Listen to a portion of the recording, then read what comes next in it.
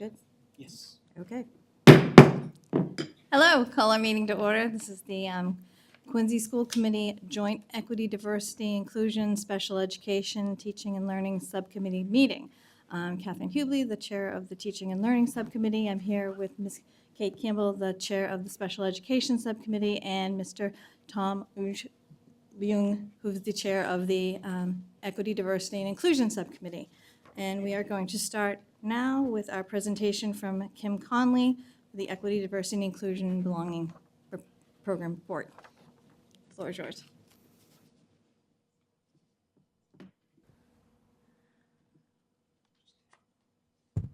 Okay, thank you. Welcome, new school committee members, Kate Campbell and Tom Leung. Good to have you here. I'd like to thank Mayor Koch, Superintendent Mulvey, Assistant Superintendent Dr. Perkins, members of the school committee, and the senior leadership for your support and the opportunity to contribute to building a welcoming and inclusive community for all students and staff. I am deeply honored to serve Quincy Public Schools and work alongside such dedicated educators, staff, and students who consistently demonstrate a commitment to excellence. It is a privilege to witness our continued growth each year, and I am grateful to be a part of a district that delivers such meaningful results to all of our students and families. Last year, we identified 4 DEI goals. Number 1, enhancing workforce diversity. Number 2, bridging the opportunity gap. Number 3, fostering a welcoming culture and climate. And number 4, optimizing systems and policies. Before reviewing our progress, I'd like to just briefly revisit the context behind these priorities, especially for our newer members. When the DEI director position was established, one of the key opportunities identified was cultivating an educator workforce that reflects the rich diversity of our student population. Prior to my arrival, an equity audit was conducted by an outside organization called Visions, Inc.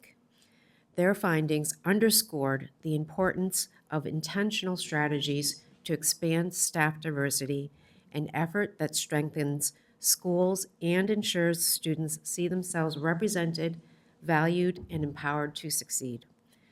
Quincy has a strong tradition of growing our own educators, and our goal is to build on this foundation so that our increasingly diverse students can envision themselves as future educators in our district. At the state level, we face extremely significant challenges. Teacher preparation programs are experiencing a sharp decline in both enrollment, which is at about 35% less than the national average, and completion of such programs at almost 22% less than the national average. This is compounded by the continued underrepresentation of aspiring educators of color who make up only 13 to 14% of participants. These trends reinforce the urgency of creating clear pathways, partnerships, and supports to cultivate the next generation of diverse educators. To enhance workforce diversity, our long-term strategies focus on high school to teacher pathways and college partnerships to broaden the applicant pool. In the short term, we have prioritized sustained communication with education program directors and collaboration on grants to expand access to advanced education for current staff to support retention of staff. Highlights include our partnerships such as with Boston University, added this year, offering a 33% tuition discount for part-time graduate programs. Also, our ongoing outreach to prospective educators through monthly communications with over 200 college faculty and our virtual information sessions to support continuing education. These sessions have received overwhelmingly positive feedback, and one college partner described our program as their most successful virtual recruitment event every year. A full list of our higher education partners providing tuition discounts can be found in Appendix B, which is on page 24. Our second goal focuses on closing the opportunity gap. ensuring that all students have equitable access to programs and supports that foster belonging, growth, and academic success. Through our new partnership with the organization Raising Multicultural Kids, we were able to implement programming across multiple grade levels.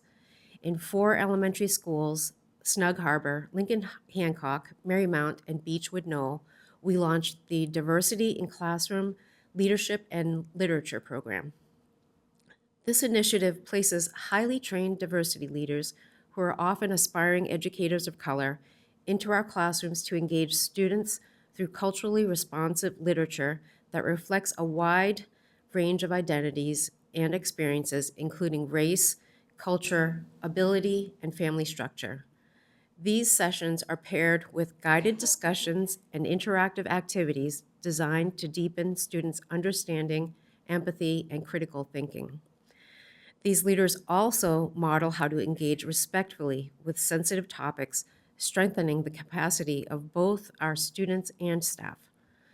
Inspired by their impact, we launched the Transforming Education and Creating Hope program, or TEACH, for 21 high school students, connecting North Quincy and Quincy High students weekly with experienced educators to learn about lesson planning, student engagement, and the impact of trauma on learning.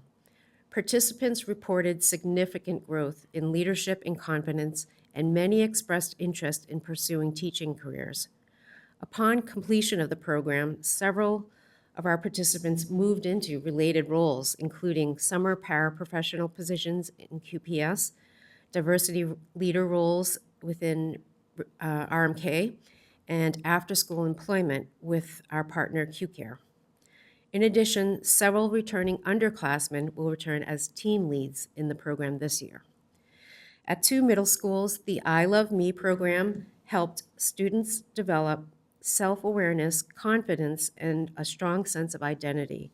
Students later shared their experiences in compelling presentations during a Parent Academy session. In addition, the SMORE platform has strengthened communication with staff and families by sharing resources, research, and professional learning opportunities aligned to closing opportunity gaps. Samples of staff newsletters can be found in Appendix D on pages 27 to 38, and family newsletters can be found in Appendix F, pages 54 to 72. Our third goal was centered on creating a safe and supportive environment. To support diverse staff retention, we established an employee resource group for African American, Latinx, Asian, and Native American staff called Alana. Through newsletters, gatherings, and shared resources, this group fosters connection, mutual support, and professional growth. This year, we also formed a teaching planning team to help guide this work. Their insight, leadership, and enthusiasm have been instrumental. In addition, we met with most schools' DEI or culture and climate teams to better understand local needs and successful practices, which we also highlighted in the district newsletters.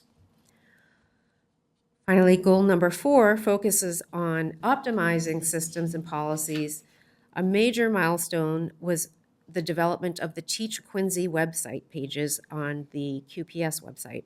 These were designed to attract, hire, and retain diverse candidates. These pages are shown in Appendix E, pages 39 to 53, and were informed by best practices from major cities and developed in collaboration with Katie Delaney, our digital communications and web accessibility specialist, and Xiaojing Li, who is our principal clerk. We also established monthly meetings with HR Director Dan Cosgrove to align initiatives and refine processes and coordinate upcoming hiring needs. So for this year's DEI goals, they will be ongoing. For workforce diversity, we will deepen college partnerships, expand student pathways, and continue to pursue grants. Already this year, we were able to offer a free master's program through LaSalle and UMass Lowell in moderate disabilities and autism studies. We plan to expand tuition partnerships, convene biannual meetings with education preparation programs, develop a QPS Educator Pathways Guide, and offer college information sessions for high school students to learn about the different careers available in the field of education. To reduce the opportunity gap, we will identify programs and funding to expand equitable access, including through the MyCap and RMK initiatives. And MyCap stands for My Career and Academic Plan. We are working with RMK to apply for funding to sustain or hopefully grow across more schools and classrooms. We have just launched our second session of the TEACH program through RMK with our high school students and look forward to reporting on the outcomes with you next year. We'll continue to pursue funding opportunities and also reach out to partners to identify summer work opportunities for our students to gain meaningful work experience and hopefully with youth.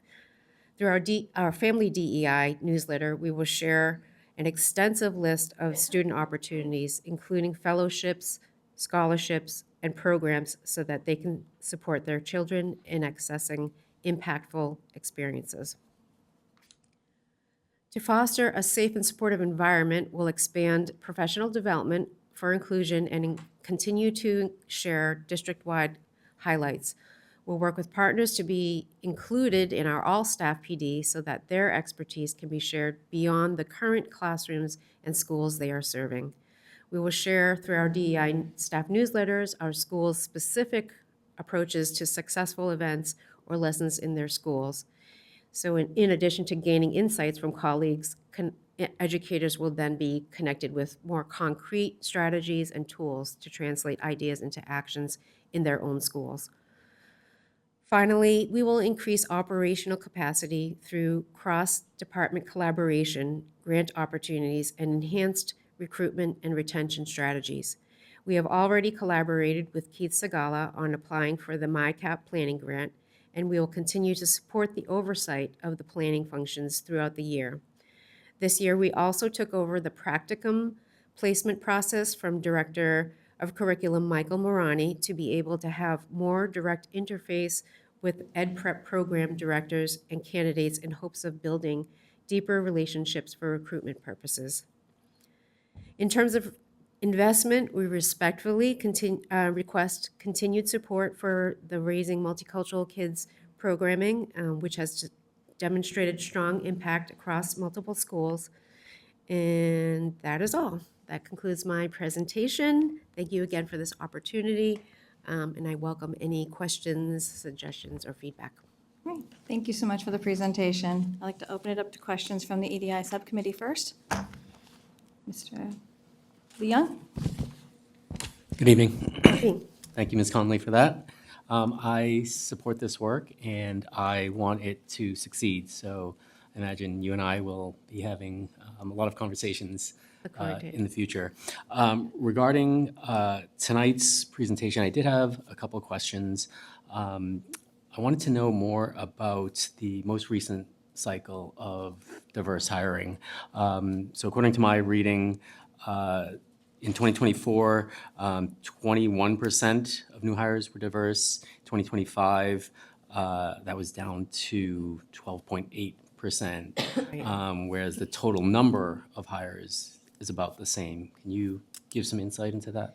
Yeah, we did have a steady kind of incline of diverse hiring, and then this year was the first time that we did have a bit of a decline.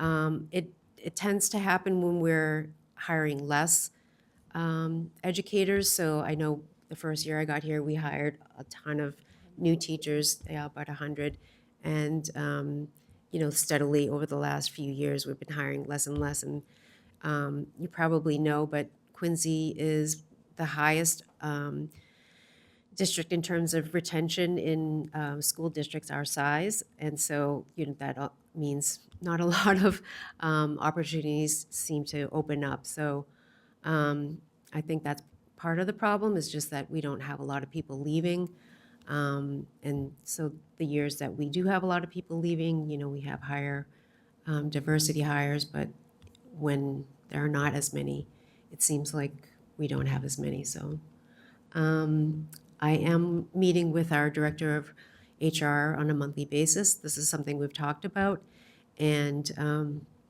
something that we've identified that we'll be able to do is kind of look ahead to see which retirements are coming up so that throughout the year I can try to cultivate candidates to be able to maybe do informational interviews so that we can, get them on our radar.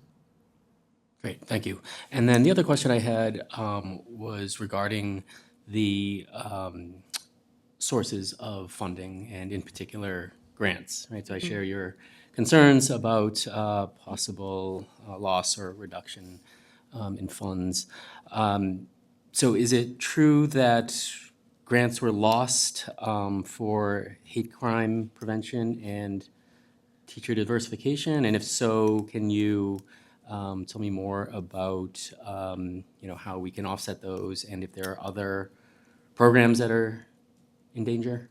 Yes. I would say it's unpredictable year to year what's going to happen with the grants. I know that when we first applied for the Hate grant, it was around 50,000, and then it decreased significantly.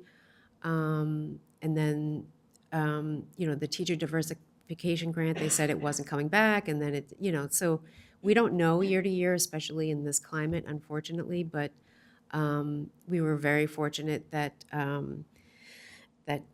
Dr. Perkins had stepped in with some additional funding to cover the gap that we had due to the decline in grants. So this year we were able to do as much programming, if not just a little bit more, than last year. If I could just add to that. So we did when we realized the RMK program, people love, the staff love, the kids love.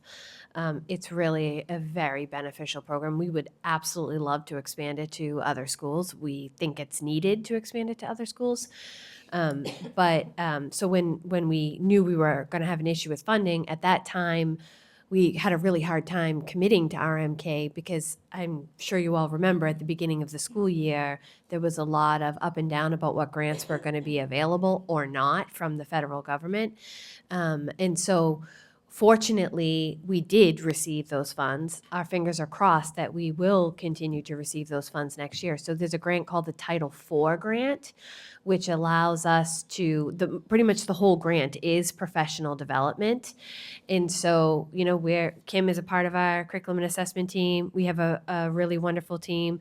If you walked upstairs into my conference right now, you would see a board covered with, budgets of where these programs are going to come from and what grants and what district lines. We do have a professional development line. So we were able to, when we knew and when we found out we got the Title IV grant, which basically kind of swooped in and saved us, we were able to then Kim was able to say, okay, it would be great if I could have this much. And we were able to write the Title IV grant for that.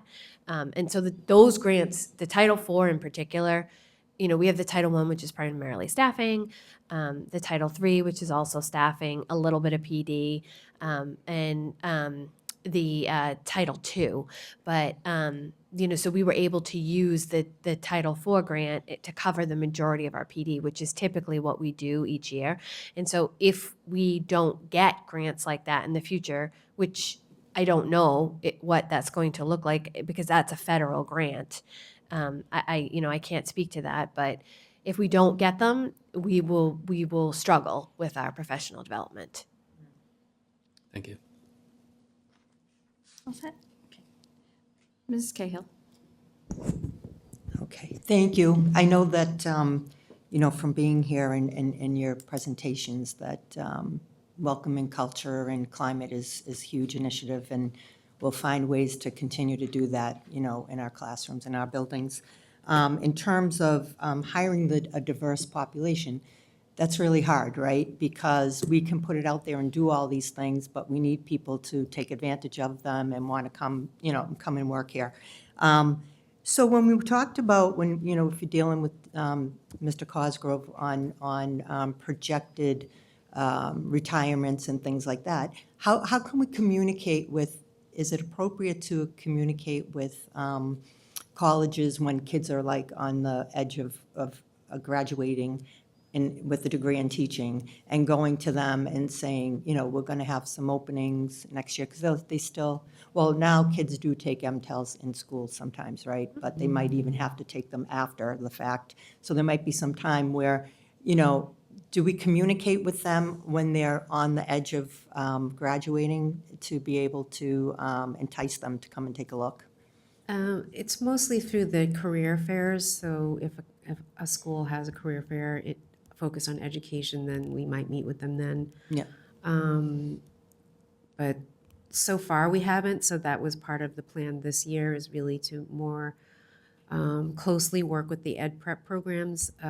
In my previous district, we had 3 very close partners, and they would basically give us their roster every year, so we knew everything about them, and we would have events throughout the year to, build that relationship. So that's what we're thinking about doing this year, is just identifying maybe 1 or 2 partners to be able to do the same. So we'd have to come up with like an MOU and that kind of thing. I kind of look at it as, when my kids were graduated from high school and they were playing sports, we would go to the colleges and see who was going to lose someone in a position that they played the next year, and then approach the coaches and say, hey, you need a first baseman, whatever it might be. So, that might be another proactive way to look at, hey, you're going to graduate, we're looking for, diverse teaching staff to come and join our team, would you be interested in coming and take a look, or something like that? Yeah. And we do have, more direct. Our teachers are amazing at taking in practicum students, so that's another kind of pipeline we're looking at, is to just be in closer communication with them. I think, I haven't heard one person say that they had a bad experience, so I think once they, get a sample Once of the they're here. district, Yeah, so that's what I was thinking, more of a direct approach as opposed to just going, not just, but going to a job fair where you're going to see all kinds of kids, whereas a more direct approach to specific students or Yeah, classes. I think part of it is we graduates. really have to be offering kind of, have a value proposition that's different than other districts. And so we are applying for the Registered Teacher Apprenticeship Program, which basically would give, a free master's. So someone would come in as a paraprofessional, work during the day, and then go to school for free, online. So they just rolled that out in the state last year, and with a small kind of pilot group. And they've said that, over the next couple of years, they'll be expanding that offering to more districts. So But that's for paras? it Like, would would be for it- paraprofessionals, yeah. And what about like a new student that comes in without, So one of our angles is that we have this accelerated associates program. They like that because we were saying really the hole in the pipeline is between high school and college. And so if we can, offer students a free bachelor's, I think more of their families would be more supportive of them pursuing, education. and the grants probably want us to help people get into a career path, right? So that would be part of the grant. Okay, okay, thank you. That's good for me. Thank you. I just have one question. So do you, I don't know if you have the numbers with you. If you don't have the numbers, if you could email them to us, of the numbers for teachers that are taking advantage of the benefits for the tuition reimbursement and other professional opportunities that you have listed in here? Sure. Okay, that would be great information for us to have. So, thank you. And I know Mrs. Pardios is next. Thank you. Thank you for the plan. Thank you for the work that you're doing. I think that we're putting a lot of focus on cultural diversity and embracing cultural diversity both for students and for staff. And I think that we're doing a really great job with that. I think there's always more work to do, but I think with this more newsletter that we're sending out, I think the Alana group that I was reading about here, the Raising Multicultural Kids, that we're expanding that program, I think we're doing pretty well with that, multicultural fairs. And then also, I think the schools are doing a lot more education about different cultures, religions, different cultures, holidays. So I think we're making a lot of good progress on that. I find, though, and my first question is sort of going to get back to that, but how are we, so for your SMART goal number 2, the end of that, goal is basically the needs of the district's most underserved students. How are you defining the district's most underserved students? Through achievement primarily, so however they're ranked through DESE, what their test scores were, what the low, The lowest percentage of performing. Okay. lowest performing and also income. Okay, great. So that was good. And then similarly, when on page 19, when you say staff of diverse backgrounds, hiring, it's the chart that you have there. What are you defining as diverse backgrounds? Is it just cultural? Is it, what do you look at when you define diverse for staff? The only way that I can, through Aspen, identify people is by race. There's not a way to identify by culture, so that is kind of a limitation, but that's not prescribed by us. That's DESE's kind of, how they categorize people. So, it's not perfect, but that's what primarily we're focused on now. Gotcha. We can also track gender identity, but I think, do we? No, it's not, it's, I think we have like an optional, Okay. yeah. I'm glad you brought that up because I feel like, again, we're doing a lot of supports, and this plan is very focused on cultural diversity and supporting that. But we also have a lot of other diverse kids in school. We have LGBTQ kids, and I don't really see anything mentioned in this plan. And I think I mentioned this last year with the plan as well. We don't really kind of articulate ways that we are supportive. And I mean, it's the law, right? I mean, there's laws that protect kiddos that go to school here. And I wonder if, spelling that out a little bit more would make kids and families feel a little bit more supported, the fact that they know that we have their back. So I would love The to see a TEACH little bit more. program, actually, I don't have a way to identify, what they are. They have to self-identify. But it just so happened that a large number of our gay students were participants in the TEACH program, so. In the what program? The TEACH program. Oh, the Teach Pro, that's great. Yeah. I would just add, so RMK, it does focus on cultures, but it also focuses on lots of other things. It does identity, it does Okay. family dynamics, it does disability, different ability levels. They actually cover the whole gamut. So it's actually not just just the on race. multicultural. Yeah. Okay. Yeah. There's many, and we can get you some of the books that they use. They're pretty awesome. Yeah, and I was just thinking kind of to dovetail into that with the PD offerings that you have. I know the Safe Schools, DESE has a really good partnership. The Safe Schools program for LGBTQ students and safe and supportive schools. There's a whole bunch of trainings there. Guidance on supporting transgender and gender nonconforming students, principles for ensuring safe and supportive learning environments for LGBTQ students. I'd love to see some of those incorporated, and they're free. And I know that we've worked with them in the past, but I'd love to see Yeah. the newer teachers be able to access some of that PD as well. Yeah. Just because it's, just finding more and more ways to be supportive, I think is really important. And again, having them reflected in the plan, I think is important. So, and, there's, and Last then not just. year, Mara was kind of the lead on that partnership last year, and so Jill and I haven't really calibrated on, who's doing what, so Gotcha. we can discuss that for sure. Yeah, just to be sure that we're not forgetting about them. And I mean, special ed, I know we have a special ed plan, but, those kiddos, I would venture to say should probably be mentioned in here somewhere, somehow, foster kiddos, homeless, all that type of stuff. I feel like some of that should be reflected in here as well. So I'd love to see that next year's plan sort of incorporated just a little bit more, so we're not just focusing on race, but in culture, and I think that we're doing a great job with that. And I think we're doing a great job, honestly, with all of these subcategories. I just love to see it a little bit more articulated in there. So, but thank you very much for the plan and for all your work that you're doing. Appreciate it. Ms. Campbell?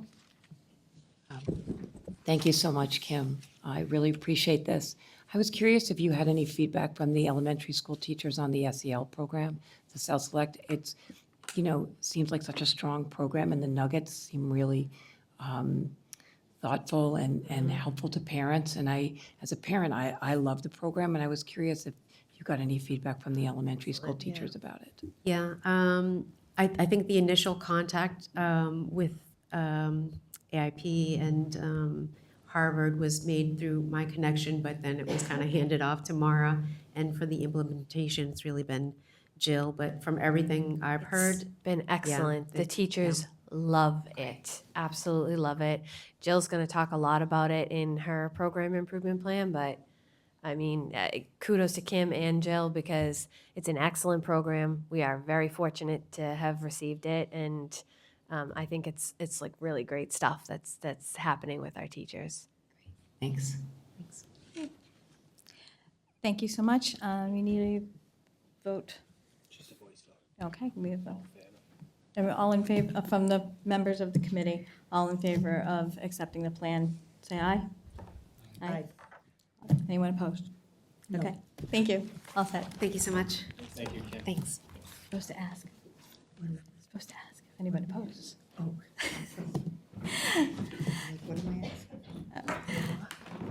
Next on the agenda, we have Jen Leary, and we have the Early Childhood Program Plan.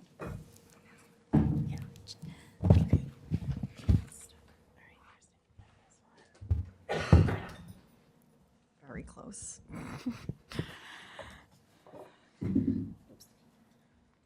My fault. Good evening. Thank you for having us. Pleased to present to you the Early Childhood Program Improvement Plan for the 2025-2026 school year. I will be sharing reflections on last year's goals, and Kristen Dwyer, Assistant Principal for Pre-Kindergarten at the RDLC, will be sharing goals for the future of our pre-kindergarten program. Our district provides an enriching program for children identified with special education needs, as well as typically developing peers. Currently, we have 2 sites that offer pre-kindergarten classes for the children of Quincy, including Snug Harbor and the Dr. Rick DeCristofaro Learning Center. As of October 2025, there were 323 students enrolled in our program. You can see the enrollment breakdown at each site in Appendix A on page 16. The enrollment number will continue to increase throughout the school year as students are referred to us for screenings and evaluations, and it is determined that the child is in need of services. You can see in the goal reflection beginning on page 7, during the 2024-2025 school year, the pre-kindergarten team attended additional training on the new IEP format. They attended professional development on improving current data collection practices in order to align better with the new IEP format, including establishing baseline data, developing appropriate benchmarks and/or objectives, and writing progress reports. The team reviewed sample data collection sheets and worked with their colleagues to create meaningful data collection strategies for themselves. Also on page 7, we were excited to begin work on the Commonwealth Preschool Partnership Initiative, or CPPI grant, during the 2024-2025 school year. The priority areas of this grant are to expand access to affordable quality preschool for students who live in Quincy, build locally aligned quality between various childcare sites, and provide equitable access to special education and inclusion opportunities for 3- and 4-year-old students. During the 2024-2025 school year, we established a partnership with 4 community childcare centers. The CPPI grant leadership team worked with consultant Stacy Domino to conduct a needs assessment. The team developed and sent out surveys to a variety of stakeholders. Ms. Domino utilized the data to develop a needs assessment report, and the team used that report to develop a strategic action plan. The leadership team presented their progress to the consultants from the Department of Early Education and Care, or EEC, in May 2025. I'm excited to share that the grant was renewed for the 2025-2026 school year, which has allowed us to continue providing site-based speech and language therapy screening, evaluation, and therapy. Based on feedback from the child care centers and the community, we also implemented additional classroom management and behavior support. In December 2025, we were granted an additional $250,000 of funding for the remainder of the school year. The leadership team is meeting tomorrow to write a plan to allocate these additional funds. On page 8, the Integrated and Cares pre-kindergarten paraprofessionals attended 6 professional development sessions on pivotal response training, or PRT, motivational strategies throughout the 2024-2025 school year. Each paraprofessional selected strategies that would be appropriate to implement with students in their class. The classroom teachers, who had attended PRT training during the 2023-2024 school year, supported the paraprofessionals by coaching them and modeling the use of different strategies for various situations and students. The early childhood goals for the 2025-2026 school year begin on page 9. Goal number 1 is focused on the implementation of the new Frog Street preschool and pre-kindergarten curriculum that we received in early December.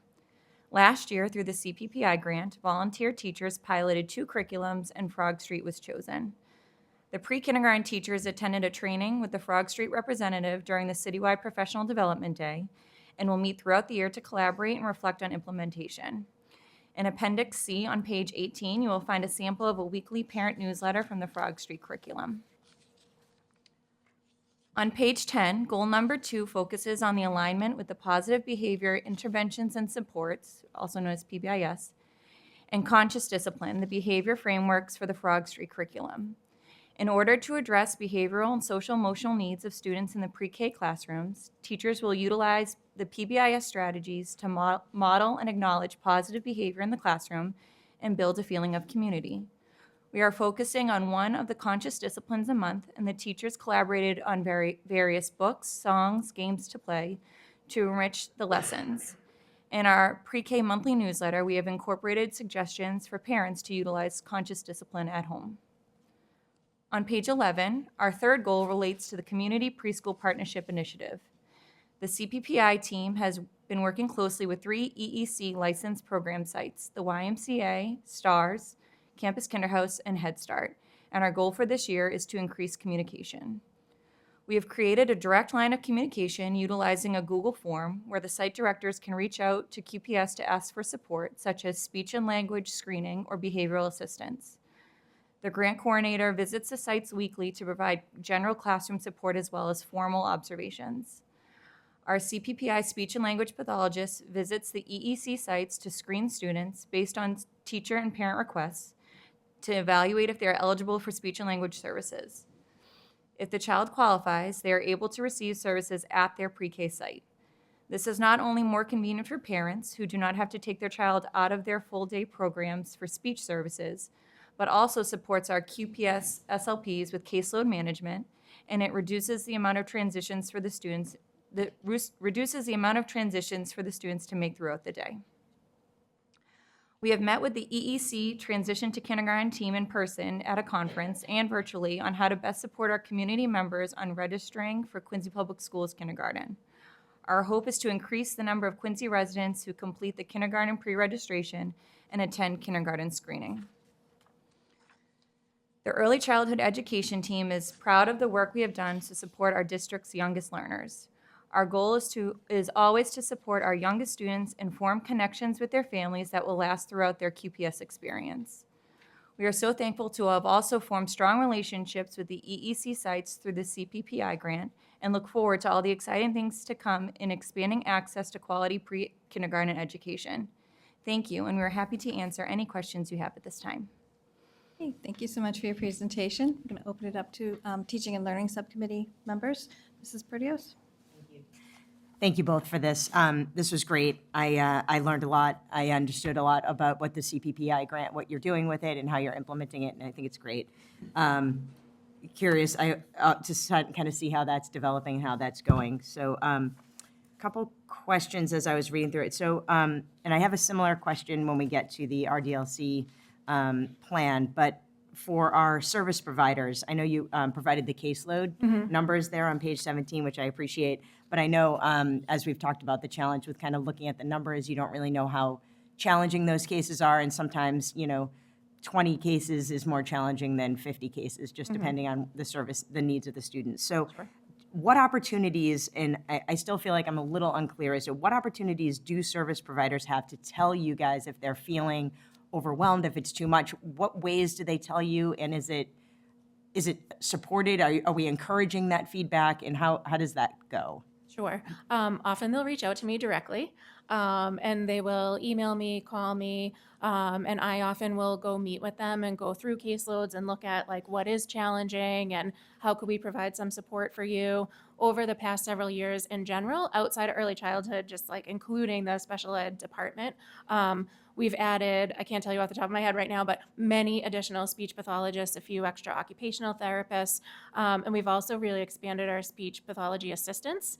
So they are able to help the licensed SLPs provide therapy services for the students and free up some time in the SLP's schedules to be able to do testing and IEP meetings with parents and all of those things that you really need, like that top of the clinical license to be able to do. So it's really ongoing conversations. We have regular meetings with the therapy staff throughout the school year. And then individuals often will just reach out to me and say like, hey, this is what's going on and it's challenging. And we kind of work together to plan around that. Okay, that's great. And people are feeling okay? I think the so, most yeah. part, okay. I really haven't gotten a lot of calls this current school year, and specifically related to the early childhood and CPPI grant. I've gotten real positive feedback from the speech pathologists in the pre-K program that they've seen a real impact on their caseloads and their ability to do their caseload management by having Cleona go out to the community childcare sites to provide services there. That's great. So she's not That's only excellent. providing therapy, but also screening and testing kids, Yeah. which just takes a lot of workload off of the therapists in our building and is much more convenient for families and Yeah. children. And I know last year when we talked about the grant, it was new to us and we did it. We ourselves were still trying to get our feet under us and understand it. But this year, like we've really wrapped our heads around it and seen a really positive impact on our families and on our staff. That's great. And I think that outreach is important, and she was so impressive when she was here, so that's Yeah. fantastic. Yeah. So I didn't, a couple other questions. Parent groups, are there PTOs, or is there a parent group for pre-K families? How does that work? How are families like engaged in more of like a PTO pack kind of advisory council type way? Is there a way for that? Yeah, that's a good question. There's certainly, a part of the CPAC for the pre-K students with disabilities, which is the bulk of our students in pre-K. And I don't know if you know, or maybe Carrie can help with the PTO at RDLC. I know they started one there last year and have been kind of getting that up and running. But I am not exactly sure how many parents from the RDLC are involved. Yeah, with we that. don't currently have a pre-K specific PTO or PTC, but we have really focused on increasing engagement with the parents. So with the monthly newsletter that we're trying to send via SMORE, just to inform parents of, this is our new curriculum, these are things that we're working on, these are things that you can do at home. So we're working on more engagement and more communication with home because we know that that's how to foster the best relationships with the families and the communities. Certainly, I'm sure they're looking for that outreach. So that's great. I just love that two-way communication where if they're part of it, they can kind of help, understand what's going on, hear from other families. So I'd love to see that if there's a way, especially for the typically developing peers as well, to feel like they're, it's not just a Included in program for the other kiddos, it's for their kiddos too. So that would be great if there's a way to foster that. I know it's kind of needs to start organically, but just, some encouragement for that would be fantastic. Sure. And also, I would love to see, I know when my kiddos were looking at pre-K options, private preschool and versus QPS pre-K, there's not a lot of information, certainly Campus Kinderhouse, Cornerstone Campus, they all have websites and they have information about their programs. And it's very easy to kind of navigate and see what they offer. I found it very difficult to kind of find out, to compare the QPS program to that. So I just wonder if there's any kind of like brochure or just something that we can offer families that are sort of trying to compare a private preschool option versus the QPS. I think that would be a really important resource when people are sort of navigating. If they don't know QPS, they don't know how great it is yet, we want to tell them why they would want to do that over a private pre-K, a private preschool. So just maybe something to think about or if you've thought about it already. Yeah, no, I certainly think that we could look at how that information is out there and see if there's a better way to communicate that to families so they can see it. There is some information listed on the QPS website. A lot of it is around like going through the pre-K screening process because that needs to happen first. And I know we've talked about before the number of spots we have for community peers is limited. So we often have a pretty lengthy wait list for those spots. And as students either transition to other community childcare centers or move, or, we're kind of constantly reaching out to families on that wait list to fill in those spots. But we can certainly look at how the program, we have several different programs based on age and need, and it's It's a little confusing. A lot of Right. information. Yeah, So that's yeah. exactly Yeah. it. That is hard to kind of navigate that as a Yeah, parent, sure. and when you're comparing. Yep. It would just be great to see a little more like kind of simplified for them. Mm-hmm. And lastly, I don't see any mention, and maybe it's too soon, and maybe this is more for next year, of the expansion to Della, if we're going to have more classrooms there. We didn't include that in here because actually when we wrote this, this committee hadn't voted on it yet. Okay. But I think like that will absolutely be a focus for us. I think we're also waiting to see what happens with the CPPI grant. Hopefully we get that funded again. If we do, that's right now. We started the year with 250,000, which has allowed us to do the itinerant team and those kinds of things. We did just get another 250,000 added. I wish we had had that at the beginning of the year because we would have been talking about funding full day pre-K classes. However, we didn't. And so now, we don't have the space to open up a full day pre-K program right now. So, we're looking at like other ways, like adding the programs, our outside partners have really said that what they want is more behavioral support.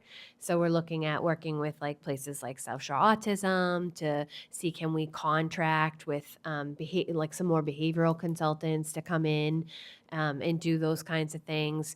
Talking about potentially funding, because that's allowed for us to fund private pre-K spots in partnership with us. Curriculum, professional development, like those are the kinds we're thinking of because it's really hard to do that in the middle of the year.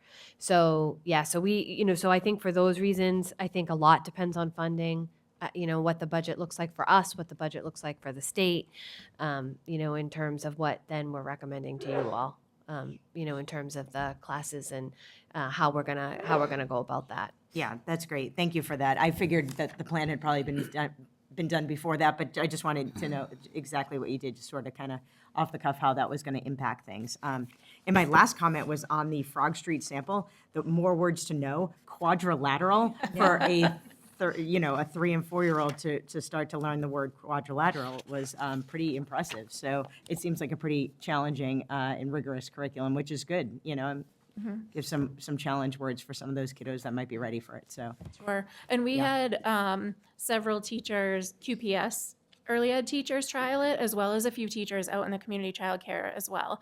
And then we had input from all of them before we decided which curriculum to go with. And this one got really good reviews from the staff. Yeah, if I could just add to that too, that I think one of the other things that our goal was like to align with our outside pre-K providers.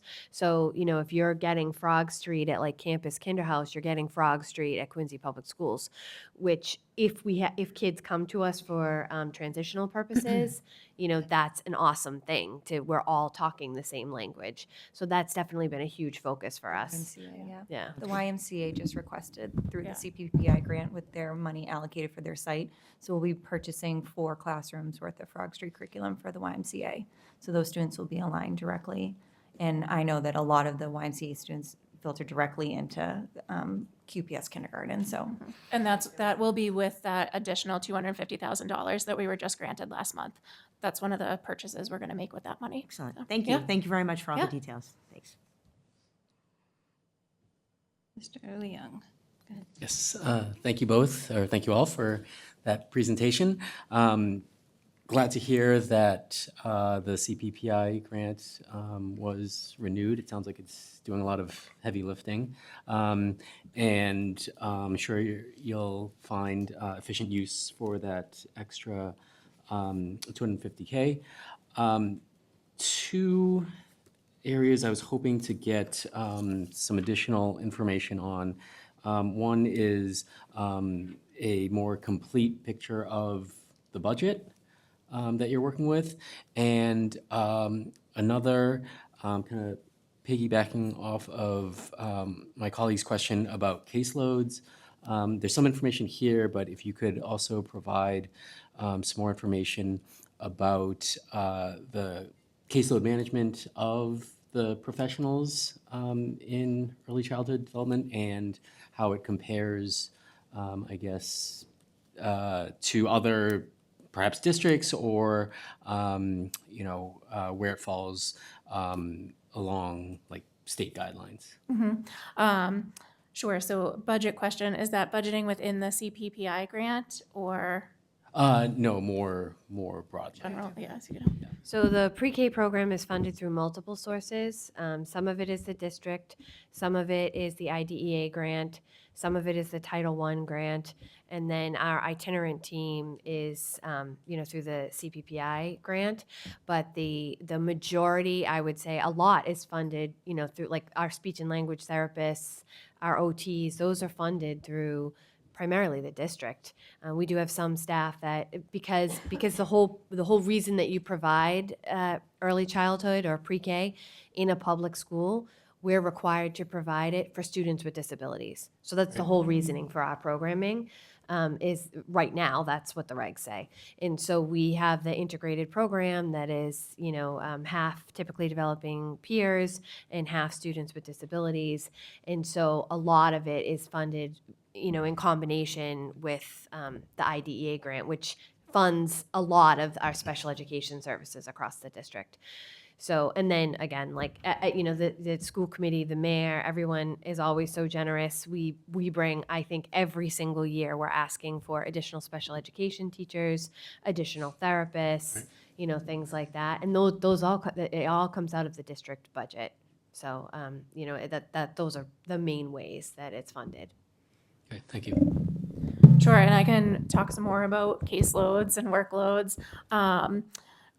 We've talked a lot about this over the last few years, and I did give a presentation, and I can't remember whether it was last year or the year before, about very specifically about caseload and workload management for speech language pathologists, occupational therapists, and physical therapists. So there's a lot that goes into that, and every student is not always like a one-to-one equal amount of work depending on what their needs are. I use a lot of speech therapy examples because that's what my background is in. But say like a student who's maybe like a fourth grader who is not pronouncing their R correctly yet requires a lot fewer resources than say like a nonverbal autistic student who needs pretty significant therapy in order to learn how to communicate. So one of the things that we look at is not just caseload numbers. So we're not just looking at the number of students that each therapist has on their caseload, but more of a workload, like how much work is required in order to successfully support this student. So we do try to keep caseload numbers for programs like the early childhood program, or say like our CARES program that supports mostly children with autism. We try to keep those actual caseload number of students a little lower so that the therapists have more time to dedicate to the increased amount of support that those students need. Whereas, some of the students who don't require therapy as many times per week or don't need as many intensive supports, those therapists could have like an actual caseload number that's a little higher than some of the other therapists do. So, I am constantly kind of reviewing that, asking the therapist to send me updates. Usually I do September, mid-year, and June projecting for the following September about what their caseloads look like, and try to make adjustments to which schools they service and how much support we have in each building based on what the students look like in that building every year. Great, thank you. You're welcome. Thank you. I had a lot of questions about Frog Street, but they all got answered, so I'm very happy about that. I'm just curious, how many kids do we have on the wait list now for pre-K? I know Laura just shared it with us, but 300? Okay, I kind of figured it was up that high. All right, thank you very much. Mrs. Cahill? First off, the CPPI is fantastic. Actually, I was on a panel today with Josh Cutler, who was the Labor Secretary, and he was talking about this grant. And one of the things that, it's great for so many reasons, the curriculum alignment and all that, I think is great. The ability to provide intervention for students before they come, and to your point, helps with the caseloads, right? So that it's not as intense once they get to you. And then the other piece, but where I think I asked this when we were getting the grant, and what I talked to him today about a little bit was that the salary for pre-K teachers is so low that there's a lot of turnover. So this is our second year, right? And we did it last year. And I had said to him, what would be really valuable is, one, all of this, but also having a stipend for the teachers that are in the program on our partners, so that they'll stay and they learn, and they also are, so subsequently, as the years go on, if we retain them, then they'll have the knowledge and the experience that we're providing to them, right? So this is our second year with the partners. Have you seen a lot of turnover in the teachers at our partner schools? Yes, the partners are struggling with turnover, and especially when people are absent, finding coverage, it's tough. And we see the stress on them. But with the CPPI grant, part of the extra funding that we received in December has been designated to professional development for those staff members as well, and stipends because they are open until 5. So anything that they have to do is usually have to be after hours or on the weekend. So also providing a stipend for them to attend professional development as well. And I know there's been conversations about working with social autism and having behavioralists go in, BCBAs go in, but also have the BCBAs hold training to help support these teachers on things like behavior. And then we can try to help support them with suggesting the Frog Street curriculum or anything that I can do when I go in and help with the teachers and give them that support to kind of slow the burnout rate, because we do know it's really hard working with the little kids every day, all day long. And, we just want to support them the best that we can. But they are struggling with staffing. It's tough. Well, I guess if you have to evaluate the program at the end with the state, that I think is a huge, issue that should be addressed, It's something that the planning committee has talked about it a lot. That $250,000 that we got in September went quick, right? Like, it paid the salary for the speech pathologist, for the grant coordinator, Kristen's stipend that she gets for going in and supporting the classrooms, and there was another one that was essentially it, like that. Oh, the Stacy, the consultant who's been working with us. Yeah, but $250,000 covers that. Right. So this additional $250,000 that we got now is helpful, but it is like a weird time in the middle of the year. But with larger funding for that grant, that is one of the goals that we have, is to we've talked about potentially supporting. One of the things you can do is you can offset, it is allowed to offset the private pre-K teachers, to boost the private pre-K teacher's salary. And we have talked about it. It's just, there's not how do you decide what teachers get it? You know what I mean? And so that's like, I think that's really challenging. So you have to decide that, but should that be a separate, when you apply for the grant for the next year? You have to reapply every year, correct? Right, yep. So I think the main focus right now is, the curriculum alignment, the intervention, all that kind of stuff. That's what the piece that was important to us initially, right?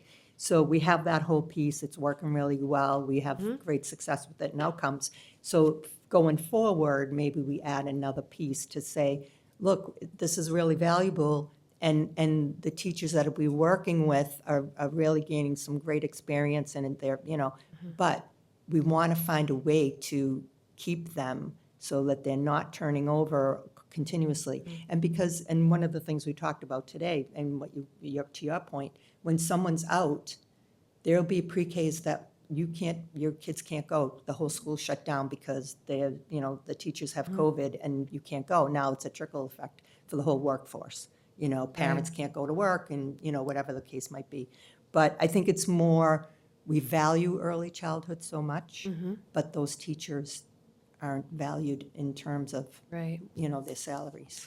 Which I think is like, when we think about like I said, we would really love to increase the number of full day classes and that we offer. And I think there are requirements for CPPI funding. It has to be five days a week, 6 hours a day. So we have half days in Quincy, which automatically contractually causes a little bit of a conundrum for us. And so one of the ways that we've discussed is partnering with places like Campus Kinderhouse or the YMCA, so that some of it is done by a Quincy Public Schools teacher, but then some of the time is done by an outside pre-K provider, and in that way then we could potentially boost the salary a little bit using CPPI funds for the outside pre-K provider. So we're definitely talking about all of this stuff, and it's been really, I will tell you, this grant was a monster when we first applied, but it's actually been a really, and I cannot say how pleased we are with the success of the itinerant team. I mean, that hands down has made a massive difference. And just opening the doors, because these kids come to us in kindergarten. They're our kids, right? They come to us in kindergarten, and we look at the MCAS scores, every year, and we look at like the Snug Harbors and the Lincoln Hancocks, and the reality is sometimes those kids are coming in significantly, lower academically in achievement than some of our other locations in kindergarten, and with limited experiences. And so how do you combat that? You combat that by providing really high quality, rigorous access to pre-K that provides awesome early childhood experiences for all of our kids. That is, that's how we help boost our achievement and make sure everyone's having access to high quality curriculum as they move forward in the schools. Good. Another benefit I've found as well is, I spent so many years working in pre-K, and we always had a good relationship with the community childcares because we get referrals from them all the time. But the collaboration with them over the past year, like having regularly scheduled meetings with them where we all sit down and problem solve together, it's got, like, we've always had a good relationship, but it feels so much more collaborative now because we've got these regularly scheduled meetings. Kristen and Monique and Cleona are out in the centers themselves, talking to the staff, talking to the directors, working with our families. And so it's always been a good working relationship, but now it feels like we're doing more collaboration. And it's been really nice. That's nice. Yeah. Well, thank you. I know. Sorry. But thank you for the work, because I think it's really important. And of course, it's going great because you guys are great. So thank you for that. Thank you. Ms. Kim? Yep, okay. Okay, Ms. Perdios. I didn't want to cut you off, but before we accepted it, and just for Ms. Cahill's question, how would we, so just to sort of maybe go down in that weed a little bit more, if we were going to give a stipend to a private pre-K teacher, would we have to, sorry, I have a cold, would we have to follow the pay structure sort of how we have for our QPS pre-K teachers? I mean, would it be in line, like, so if they're not, so would we sort of compare their experience to the structure we have for QPS teachers and sort of say, well, you have this much experience, so this is how much you would make if you were with QPS, but you're making X number less with Campus Kinderhouse, so we'll provide the difference? Because it makes me a little uncomfortable to sort of say we're going to pay a private pre-K teacher more than we would pay a QPS. No, we wouldn't be doing that. Okay. So these teachers, their salaries, we're talking like $20,000 a year, the pre-K teachers. They're not even in the same ballpark as the QPS teachers. They're not even close. And honestly, $20,000, that might be given a high estimate. Like, I mean, the staff in the private pre-Ks, it's really a travesty. And this is not necessarily our issue, but it is our issue because it impacts our kids, right? And they are significantly underpaid. And they're wonderful people, but they are not paid enough. And so what we could do, they have different requirements too. They don't need the same requirements as our teachers. They're licensed through EEC, which is a different ballgame. Our teachers have to go through and take the teacher's test. They have to have a bachelor's degree. And there's a whole, being a Quincy Public Schools pre-K teacher, the requirements are much more significant than the requirements for the early childhood, like a private pre-K licensed program. But what we could do is, so and again, we haven't talked extensively about this, but that time that's outside of the contractual time that, our teachers would work, in terms of pre-K is when we could look at, like, could we, and how I believe how it would work is when we get the grant, we're basically, Kristen kind of mentioned it a little bit, okay, Campus Kinderhouse, this is your bucket, and this is your bucket for stipends, right? And so then they're going to figure out then how to disperse that money. They have to work with us. They have to tell us, because ultimately we're the ones that end up giving out that money because we're the lead on the grant. But that we allocate this much money for Campus Kinderhouse or this much money for the YMCA, and it's in the stipend line. And so then they have to use it for stipends. And then they we would work with them to decide then how would that be allocated. All right, that makes me a little more comfortable. I just want to make sure that we're not crossing any kind of lines or bizarre kind of situations where we haven't done this before. Yeah. Just working with QEA and making sure that we're all on the same page and making sure that makes sense for everyone. Yeah, and we would never okay. we would never take anything away from QEA or anything like that. Never. Great. This Sounds is good. more of like a partnership. Okay, know. thank you, appreciate it. Trying to find you on here. They took you off. Oh, there you are. Covered it Okay. already, but it's almost similar Superintendent. to what we do for vendors, like an after-school vendor or something like that. So it would be basically contracting with these outside city agencies to provide services for us, and we would pay them, and that would be up to them essentially as to how much they pay their employees. Okay, thank you. So with that, we have a motion to approve from the Teaching and Learning Subcommittee. All in favor? Aye. Anyone opposed? Okay, thank you. Thank you. Thank you.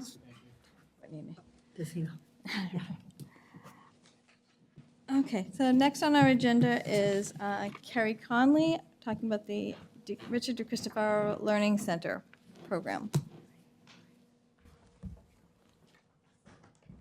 As soon as you're all set, you can take it away. Thank you. Good evening. Thank you for the opportunity to speak tonight. I am grateful for the continued support of Mayor Koch, Superintendent Mulvey, Assistant Superintendent Dr. Perkins, Julie Graham, our Director of Special Education, and all of our school committee members and leadership team. It's so hard to believe we are already in our second year at the Richter Christopher Learning Center. I am so honored to serve as principal and to work alongside such dedicated staff, supportive families, and truly remarkable students. I'd like to acknowledge Assistant Principal Simone Buckley for her leadership and thank our entire staff for the dedication that they show our students every day. Their impact is felt in countless ways. We're proud of the progress we've made at RDLC, and tonight we're excited to share our school improvement plan while reflecting on the accomplishments of the 2024-2025 school year. Our program serves students with a wide range of learning, communication, behavioral, and social-emotional needs, and our focus remains on individualized instruction, consistent supports, and meaningful family engagement. Looking back, it's amazing to see how far we've come in our first year. Looking ahead, our focus continues to be on helping students become more independent, academically, socially, and developmentally. Our team works together using research-based strategies that keep student engagement at the center of everything we do. Our DLC is a safe, supportive place where every student has multiple ways to communicate and participate. We look at growth through a whole child lens, academics, daily living, communication, motor development, and social and emotional growth. Our classrooms are designed to support success with flexible seating, interactive monitors, in-class bathrooms, and access to sensory and life skill spaces, therapy areas, gym, playground, and common areas. It certainly is a beautiful space. We closely monitor student progress through IEP goals, benchmark assessments, and tools like the Unique Learning System, ABLES, the VB Map, and MCAS Alt. These tools help us track, set meaningful goals, and celebrate each student's achievement. Before we share our new goals, I'd like to take the moment to reflect on last year's goals. I'll begin by highlighting our accomplishments, and then Assistant Principal Simone Buckley will share our priorities for this upcoming school year. This past year, one area of focus was on strengthening communication and engagement with families. We kicked off the year with an open house so families could meet their child's team, and then provided regular updates through daily home notes or weekly emails, along with monthly newsletters. Families were invited to participate in discussions about the Parent Advisory Council, attend a virtual workshop on supporting communication at home, and to share visual supports for them to use at home. We also hosted events including a touch-a-truck and the annual art show, celebrating student learning. These steps helped build stronger connections between home and school and successfully increased family participation, supporting student success. Our second goal focused on supporting staff and using the unique learning system, our new curriculum, effectively and using data to guide instruction. Staff attended initial and follow-up trainings, created student profiles, and conducted benchmark assessments 3 times throughout the school year. Monthly collaborative meetings allowed staff to review the data, discuss trends, and adjust instruction to meet each student's needs.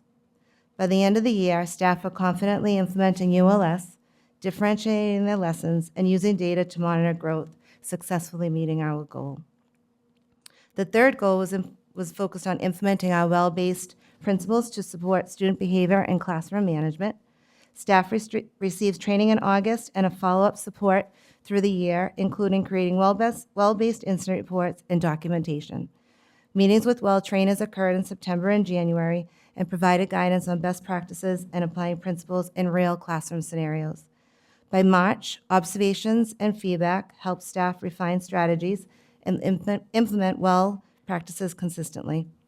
As a result, staff strengthened their ability to manage behaviors proactively and effectively, successfully achieving our third goal. Together, these 3 goals reflect our commitment to family engagement, individual instruction, and consistent supportive classroom practices. We are proud of the progress we've made and the impact on our students' growth and success. As we look ahead to the 2025-2026 school year, the RDL team has set new goals focused on strengthening instruction, improving data practices, and supporting families. I'm excited to turn it over to Simone as she introduces our new goals. Thank you for listening. Good evening, everyone. I'm excited to report on our goals for the 2025-2026 school year. As a team, we pride ourselves in working collaboratively to create an environment where our students and staff can grow and succeed. I believe the goals we will propose to you today this evening help us in accomplishing just that. Our first goal, reflected on page 10 of our school improvement plan, is focused on increasing staff proficiency in administering, interpreting, and applying assessment data. Staff will be provided with various trainings on creating MCAS alternative portfolios, which are submitted for all of our current students in grades 3 to 8 to the state. Staff will also complete additional trainings on the VB-MAP and ABLES assessments. The VB-MAP is the Verbal Behavior Milestones Assessment, which assesses strengths and weaknesses in a variety of developmental milestones. The ABLES is the assessment of basic language and learning, which focuses on assessing students in the areas of language, academic, self-help, and motor skills. The goal of these trainings is to provide staff with the knowledge of appropriate test administration, explaining report results to families, and using data to develop effective IEP goals. Our second goal, reflected on page 11 of our school improvement plan, focuses on improving academic and behavioral data systems. As a new program, we have been developing appropriate classroom strategies to implement consistent and effective data systems in the classroom in order to have accurate data representation of student progress and growth. Staff have been working diligently in creating student IEP binders. These binders are made individually for each student and have every academic goal, along with materials, data sheets, and instruction on how to present materials when delivering that instruction. This allows our teams to most effectively work together as a classroom by providing our RBTs and paraprofessionals with clear guidance on how programs should be implemented. These binders will also be used for data review purposes to ensure we are getting an accurate picture of student progress. The IEP binders have become a large part of our programmatic structure at the RDLC, and I am so proud of the educators' progress in creating these materials so far, and I'm excited to continue to work with our educators on making the rest of the binders for the school year. Our third and final goal, reflected on page 12 of our school improvement plan, focuses on developing family workshops and trainings to support our families in the home setting. Our BCBAs have created a behavioral interview form, seen in our appendix, to share with families in order to get a better picture of students' home life and concerns from a parent perspective. In addition to gathering more information from families, we will be providing a 4-part series for families presented from our RDLC speech and language therapists and BCBAs. Topics this year will include alternative augmented communicative strategies, prompt fading, encouraging independence, proactive behavioral strategies, and creating hygiene routines. These training dates and times have all been set, and a flyer, also seen in our appendix, is being shared with families this week in order to give them time to plan to attend. We are very excited to get the training series started and to see where this can grow in the future to support our families. Thank you for listening to how we have grown from last year and how we plan to grow the RDLC to support our staff, students, and families during this school year. Thank you so much for your presentation. We'll open it up to questions from committee members. Ms. Campbell? Thank you very much. When I look at this, one of the things that you recognize is how critical training is for staff.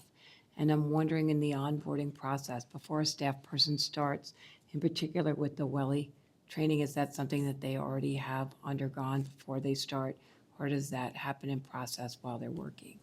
It typically happens in process when they're working. We try to get it as quickly as we can. We do it in the very beginning of the school year, so any staff that starts with us is trained right when they walk in. It's just when staff start with us mid-year or certain times of the year that it might take us like a week to get them trained. My other question is, with all these supports and looking at this program, my assumption would be that some of students that were out of district placement before have now returned here. Is that accurate? We have a student that has returned from out of district to come back to Quincy, which has been really nice. I will say, so we have worked with multiple families to attend RDLC. You know, some were okay with that, some wanted their children to stay. But where I think the biggest impact of this is that we have not sent a student with autism out of district since we opened this program. You know, and the cost of the out of district programs are like just astronomical right now. They've increased unbelievable. But our numbers are lower. Our out of district numbers are actually lower than they've ever been. And, you know, I mean, I think you can see in the enrollment numbers. So instead of, I can't remember how many kindergartners, you know, you sent on, and how many you kept. But, you know, those students would have very likely have gone to an out-of-district program. And then even when we do sometimes try students or they move in and it doesn't work out in a substantially separate program, it's not enough support, instead of referring them to the social collaborative, we're referring them to ourselves, you know, which obviously awesome for me. I love it. But yeah, so it's been a huge help, huge help. Great, thank you. Mrs. Perdios? Thank you. To kind of piggyback on Ms. Campbell's question, the WELL program, that was new last year, right? Or this year? Last This year. Last year? Last year. Yes. Is it working for de-escalating the kiddos and keeping the other kiddos in the class and the teachers safe? Is it working? Is it being effective? Are we seeing a lot of incidents or, you know, anyone getting hurt? Additional, or what does that look like? It's definitely been working and had a positive impact on our school. I think the best part of the approach is every person is trained in our building. And because we are still our own little small team, we meet so regularly to talk about student incidents and behaviors. So our classes have developed for all of our students kind of like it's based on WELL, but their level system. So how we respond to each student under each level. And then parts that, things that work for the student. How do they communicate? What things do they like? How can we interact with them at this time? So those pieces of WELL have been great for our responses. We do work with high need students, so things do happen in our building, but I would say it's definitely been helpful and effective for us to regroup. We also have had really great contact with one of the master trainers. She'll come over to us, meet with us, talk to us, brainstorm things when we need to, so it's been very helpful. That's great. Is there any additional things you need to kind of keep educators and other kiddos in classrooms safe? Do you feel that you need additional support for that? Or do you feel that you're managing with what you have, or? I think currently, right now, we are managing what we have. We have an amazing team that's been placed within the building. We're supporting each other. It's a work in progress, but I think right now, as a whole staff, we feel very supported. Okay, great, thank you for that kind of look into it. The BCBA trainings for parents I thought was fantastic, although when I looked at the flyer, they're Wednesdays at 10 a.m., which feels like a very difficult time for families to make. Are those going to be recorded so that they could be kind of Yes, so we've shown? gone back and forth on how we're going to do that. We haven't settled on it. I think we've talked about recording it. It just depends if parents are joining live. We kind of settled on 10 because we were hoping if parents were able to at least make it to work, maybe they could take some time to join then. But it could be something that we could adjust time-wise. It's, the recording piece is fine. It's more, I just don't want anybody to bring up any personal information that's then recorded. So we just have to be careful about that. Gotcha. I wasn't sure if it was more like a webinar where it was just sort of like information out, or if it was more No, two-way. it's the definitely like a two-way. live webinar. That's our, or a live Google Meet that we wanted to have, so we could have some parents join us. And we want parents to ask us questions. So I don't want to hinder parents from asking questions by recording it. But we'd love to get the information out. We can definitely share PowerPoints, have follow-ups with parents. We're really open to doing a lot of that. Yeah, I hope parents go, and I hope Yeah. that the time isn't, going to curb anyone from going, because I think that they sound fantastic, and I Yeah. think that's a great addition. And lastly, also brought up before, what are we doing so what are the max number of spots we have at the RDLC? And so maybe let's start there, and then what are we doing to outreach to other communities, to bring other kiddos here, or what are we doing to try to fill that building a little bit? So currently, right now, the makeup of the building, we have 2 additional classrooms that we could open up for additional students. We have received several referrals from other districts that we look at pretty closely to make sure that they're an adequate fit. We work really closely with Julie Graham to review as a team, and the students we weren't able to meet the needs of the particular referrals, but But we do have 3 students from another district that attend our program. Okay. Oh, okay, because I thought this said it was just all Quincy residents, so there are 3 that are. Yep, so there are 3, and they did start as Quincy residents, moved, but then their district opted to keep them here. Okay, and are we still kind of trying to expand ways to encourage students to join? Yeah. Yeah. Because I know, like you say, it's going to grow as kiddos get older, but just to also kind of. Yeah, we definitely have kids that we're working with families to, try to talk them into coming back. I think some families just wanted to see how it went, before they made the decision to move. But the numbers, I will say, I get a little nervous about advertising with other districts only because the numbers are increasing like crazy, and so I think we're going to be talking to you about opening another classroom just with the kids that we have. Okay, that's great to know. They're getting full. They've grown by quite a few children, and we want to make sure that whatever we do, our kids come first, right? And that we have the space for our kids. Because once we accept a student, like say from Braintree or Weymouth or something like that, we can't say, "Oh, I'm sorry, we have a Quincy Public School student that moved in, and now you got to go back to Braintree." So that's like, it's just kind of thinking ahead for that, like how much room should you reserve? The students that we have, the 3 that we have, were easy because they were with us, so that made sense. But so I do think we're going to need that space in very short time. So I just would be careful of how much we advertise. That's great. Yeah. No, it's good information to have, because I know we, built it under the assumption that maybe we would have other communities be paying us to have, their students come here, and just to make sure we have like a plan for that. But that sounds great. Thank you. Thanks for the time. Superintendent? Yeah, just on that, and it's a great point. So Dr. Perkins and I and the team met with Thea Stovall from Randolph. And Randolph is a fellow board participant at South Shore Educational Collaborative. But I don't necessarily think we need to advertise. I mean, based on Randolph and Weymouth and the other board members down at the South Shore Collaborative, they've all expressed interest in potentially sending students to RDLC. So it's definitely not for lack of interest. We are, though, definitely concerned about maintaining space and priority for Quincy students. But we definitely have the clientele if we want to. And certainly Randolph and the other cities and towns and the collaborative have expressed interest in sending us their students to Quincy as well. Thank you. Mr. Leung? Thank you for the presentation, and thank you for the care that you provide to some of our most vulnerable students. I am interested in budget information, just across the board. So was wondering if you could point me at that information, and more specifically, any analysis breakdown of the cost savings from having kids not have to go out of district now that they can receive those services at the RDLC. Yeah, so the program is funded through the district. That's 100% of the funding. The cost savings, Mr. Mullaney has done that. I don't have that off the top of my head, but he could certainly get that for you. We can make sure he gets that for you. Okay. If I can have him send that to you. Great, thank you.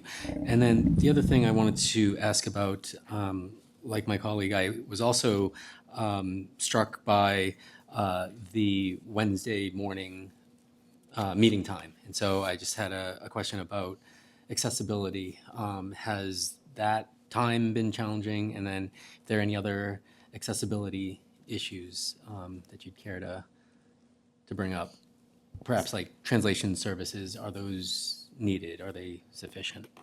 So we will look at and interview the parents and ask them for their availability and go by what's more of a preference. But I think for us, for our families, it's challenging for them to meet at night with the needs of their own children.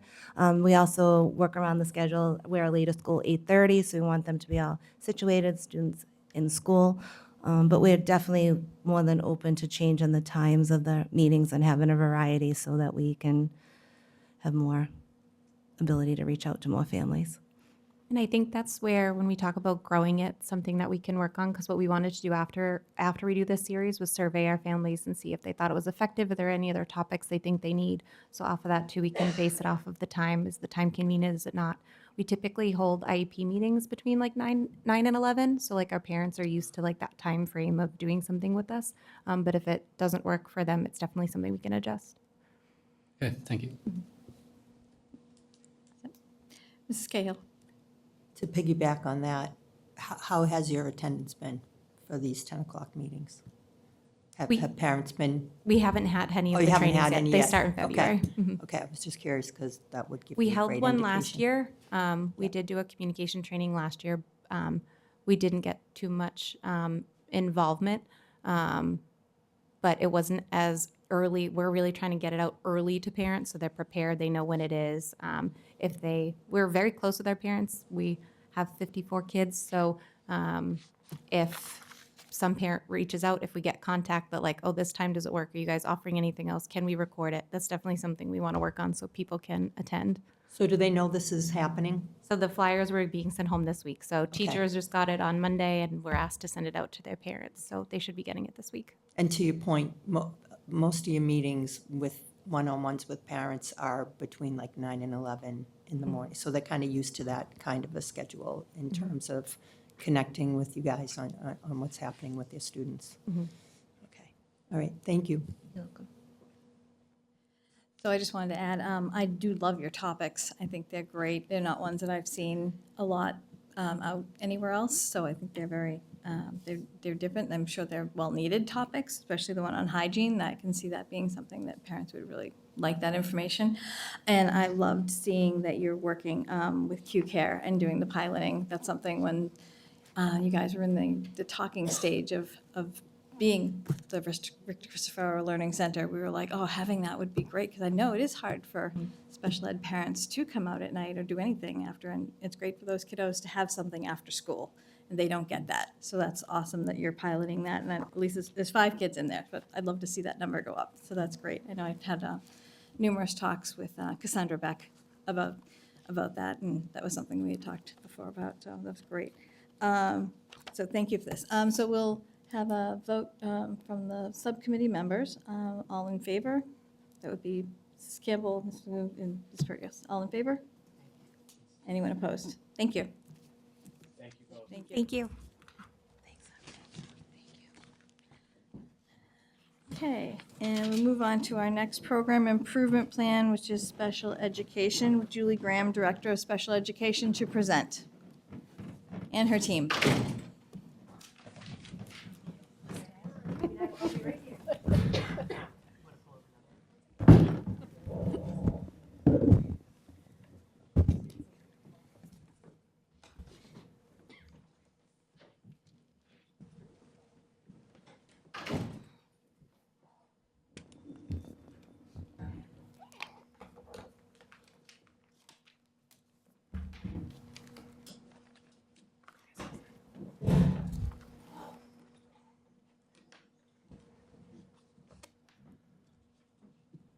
Go ahead. Yep. Good evening, Superintendent Mulvey, Vice Chair Hubley, and members of the committee. I'm excited to share with you this evening the Program Improvement Plan for Special Education for school year 25-26. The Quincy Public Schools Special Education team has the privilege of helping students with unique abilities, struggles, and achievement levels to reach their full academic potential. We are committed to providing all of our students, and especially our most vulnerable students, with access to high-quality educational opportunities and high academic expectations to ensure greater equity in educational outcomes. We recognize that each student that we work with has individual academic abilities and achievement levels, as well as strengths and needs. In addition to providing high-quality educational opportunities, the special education team is also committed to ensuring that all of our students are awarded the opportunity to participate in extracurricular activities. Students with disabilities participate in after-school clubs, in sports at their schools. Transportation and extra supports are provided as needed and identified in a student's IEP. Some examples of these are soccer at Snug Harbor School, Helping Hands at Beechwood Knoll School, Girls on the Run at Squantum, and the Knitting Club at North Quincy High School. In August of 2025, the Quincy Public Schools hosted the I Can Ride Bike program, where 40 students with disabilities learned how to ride bikes along 100 student volunteers from our high schools. It was such an exciting week for our riders and our volunteers. Through our partnership with Sing, Explore, Create, students with disabilities are offered the opportunity to participate in summer and vacation week creative arts groups. The students in the Learning Center at North Quincy High School have just successfully completed their second year of unified basketball, and we're excited to say that Southwest Middle School will be beginning this program next month. The special education team is supported by Special Education Coordinator Jennifer Leary and team administrators Lisa Chan Ionetta, Katie Carey, and Corinne Matthews, who work in our in-district schools as well as supporting students at out-of-district schools. We currently service over 2,000 students within our integrated pre-kindergarten classrooms, resource rooms, substantially separate classrooms, inclusion settings, alternative programs, and our out-of-district placements.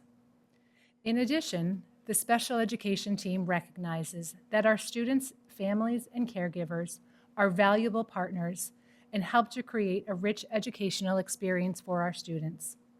Quincy Public Schools has an active special education parent advisory council, many of whom you'll meet later this evening, whose members meet quarterly with the Special Education Subcommittee, monthly with Ms. Leary and myself, and as well as monthly for support and informational workshops.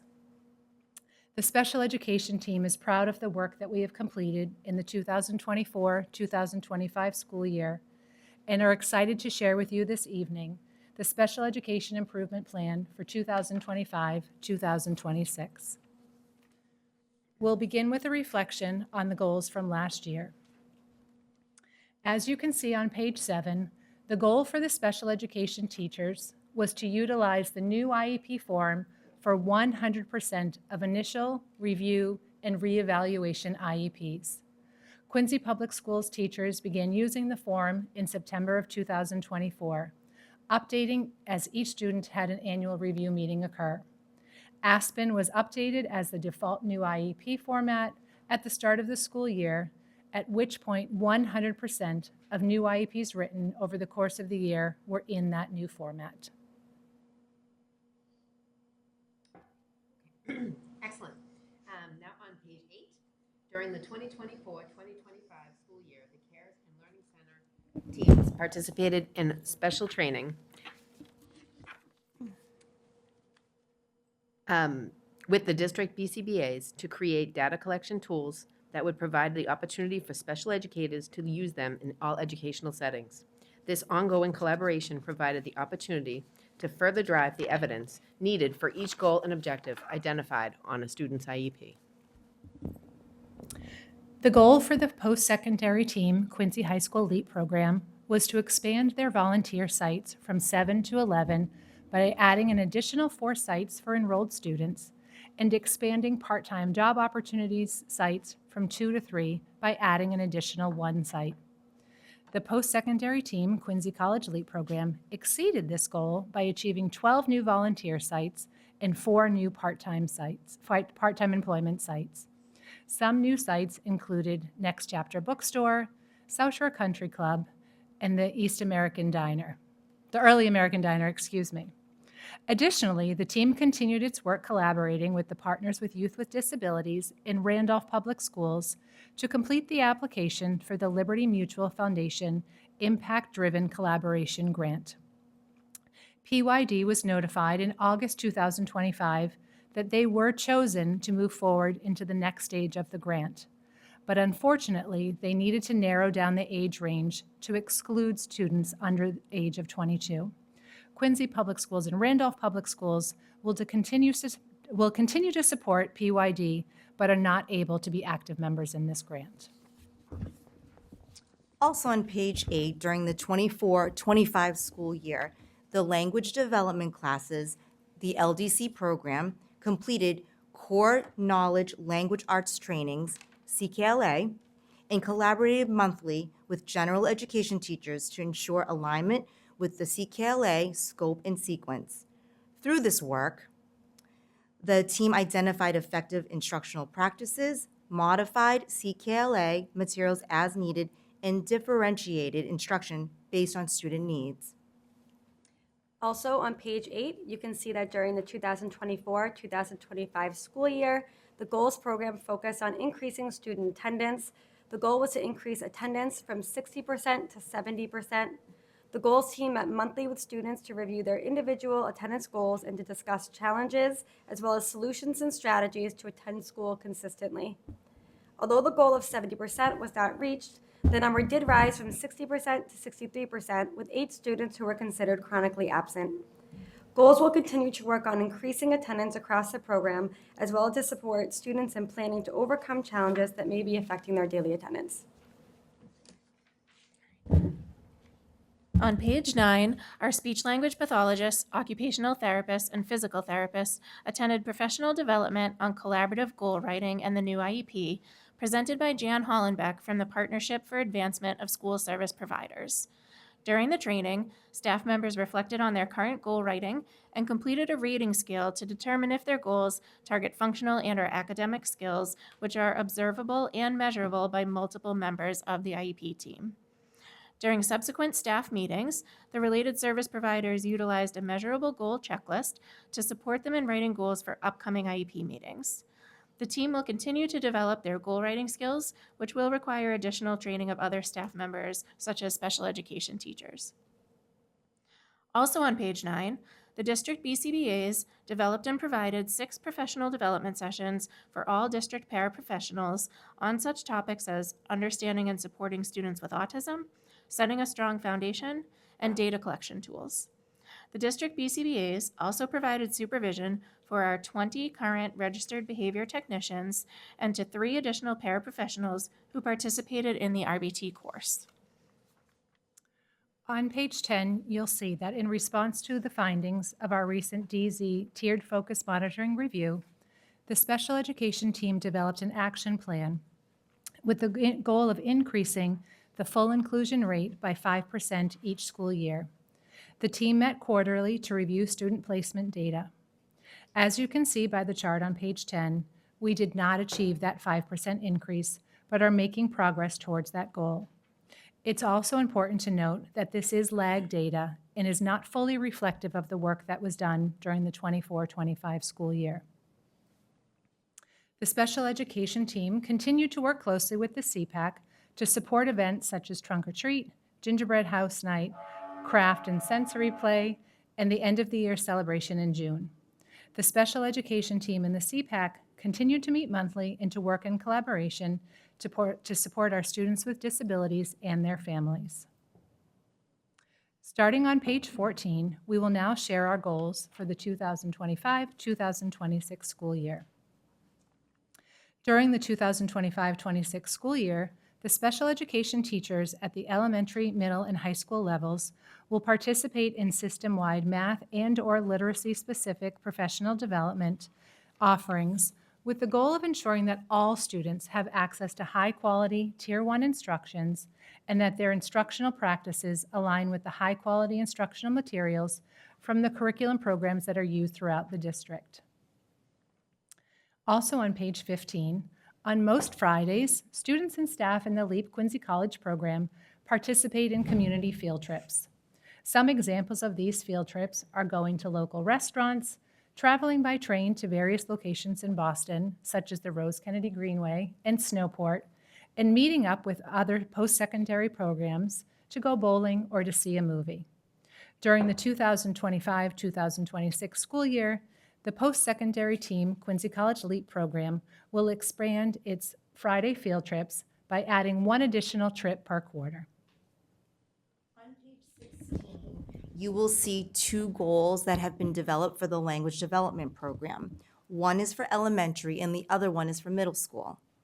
To ensure consistency across instructional programming and to promote equitable access to high-quality math instruction, the LDC program has established the following goals to align with district math priorities and general education instructional expectations. During the 25-26 school year, 35% of students in the LDC grades 2 to 5 will meet or exceed their individualized projected growth in mathematics as measured by the Spring 2026 MAP Student Growth Summary Report. During the 25-26 school year, the middle school LDC team will align current instructional practices with the pacing, differentiation strategies, scope, and sequence of the Amplified Desmos program.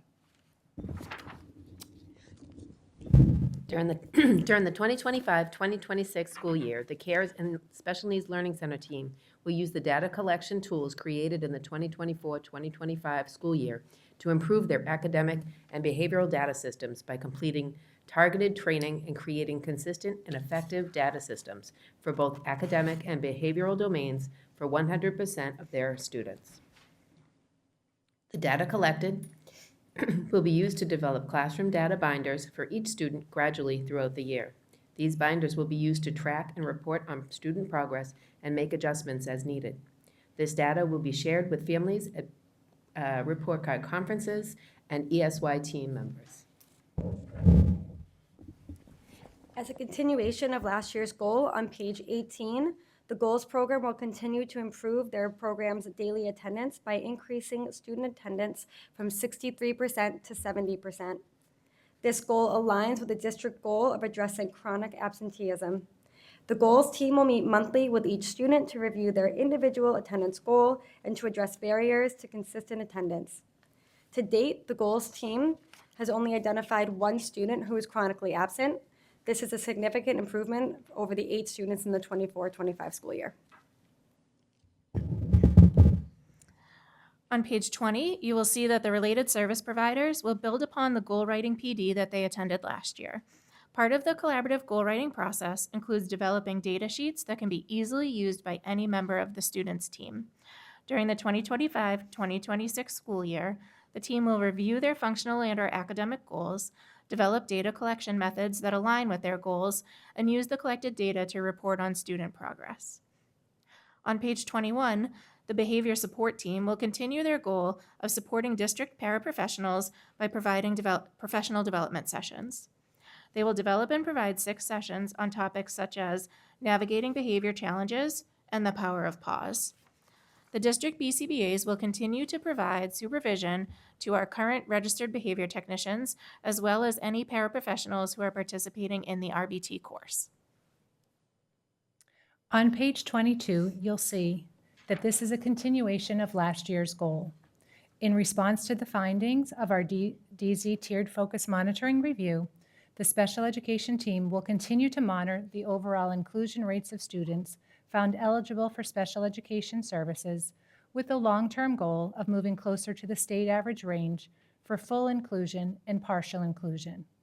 Currently, for full inclusion, Quincy Public Schools is at 47.4%, while the Massachusetts average is 67.8%. And for partial inclusion, Quincy Public Schools is at 20.2%, and the Massachusetts average is at 12.6%.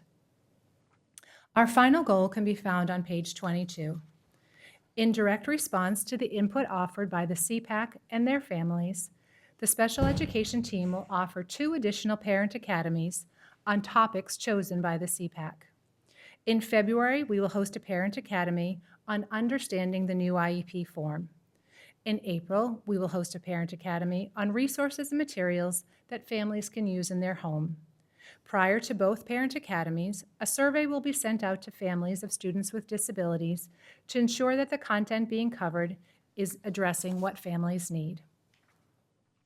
The special education team is proud of the work that we have accomplished so far this year, and we look forward to implementing this plan for the 2025-2026 school year.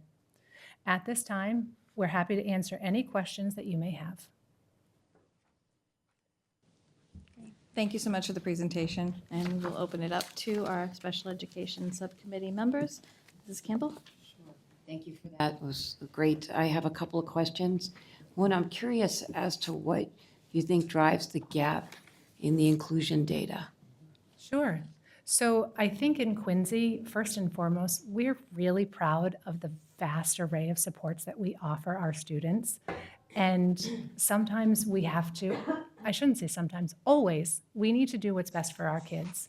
And although the state is asking us to come closer to their average, we're still going to do what's best for our kids. And we are offering, multiple tiers of intervention, and we are working, every single day to ensure that our kids are getting what they need. Thank you. My other question is about the distribution of specialists. I noticed that you have Orton Gillingham staff at some elementary schools, but not others, Sure. with similar numbers at each school. And I'm wondering how you make those decisions as to where those specialists are placed. Sure. So the specialists are placed really based on the needs of each individual school. So those do shift a little bit every year.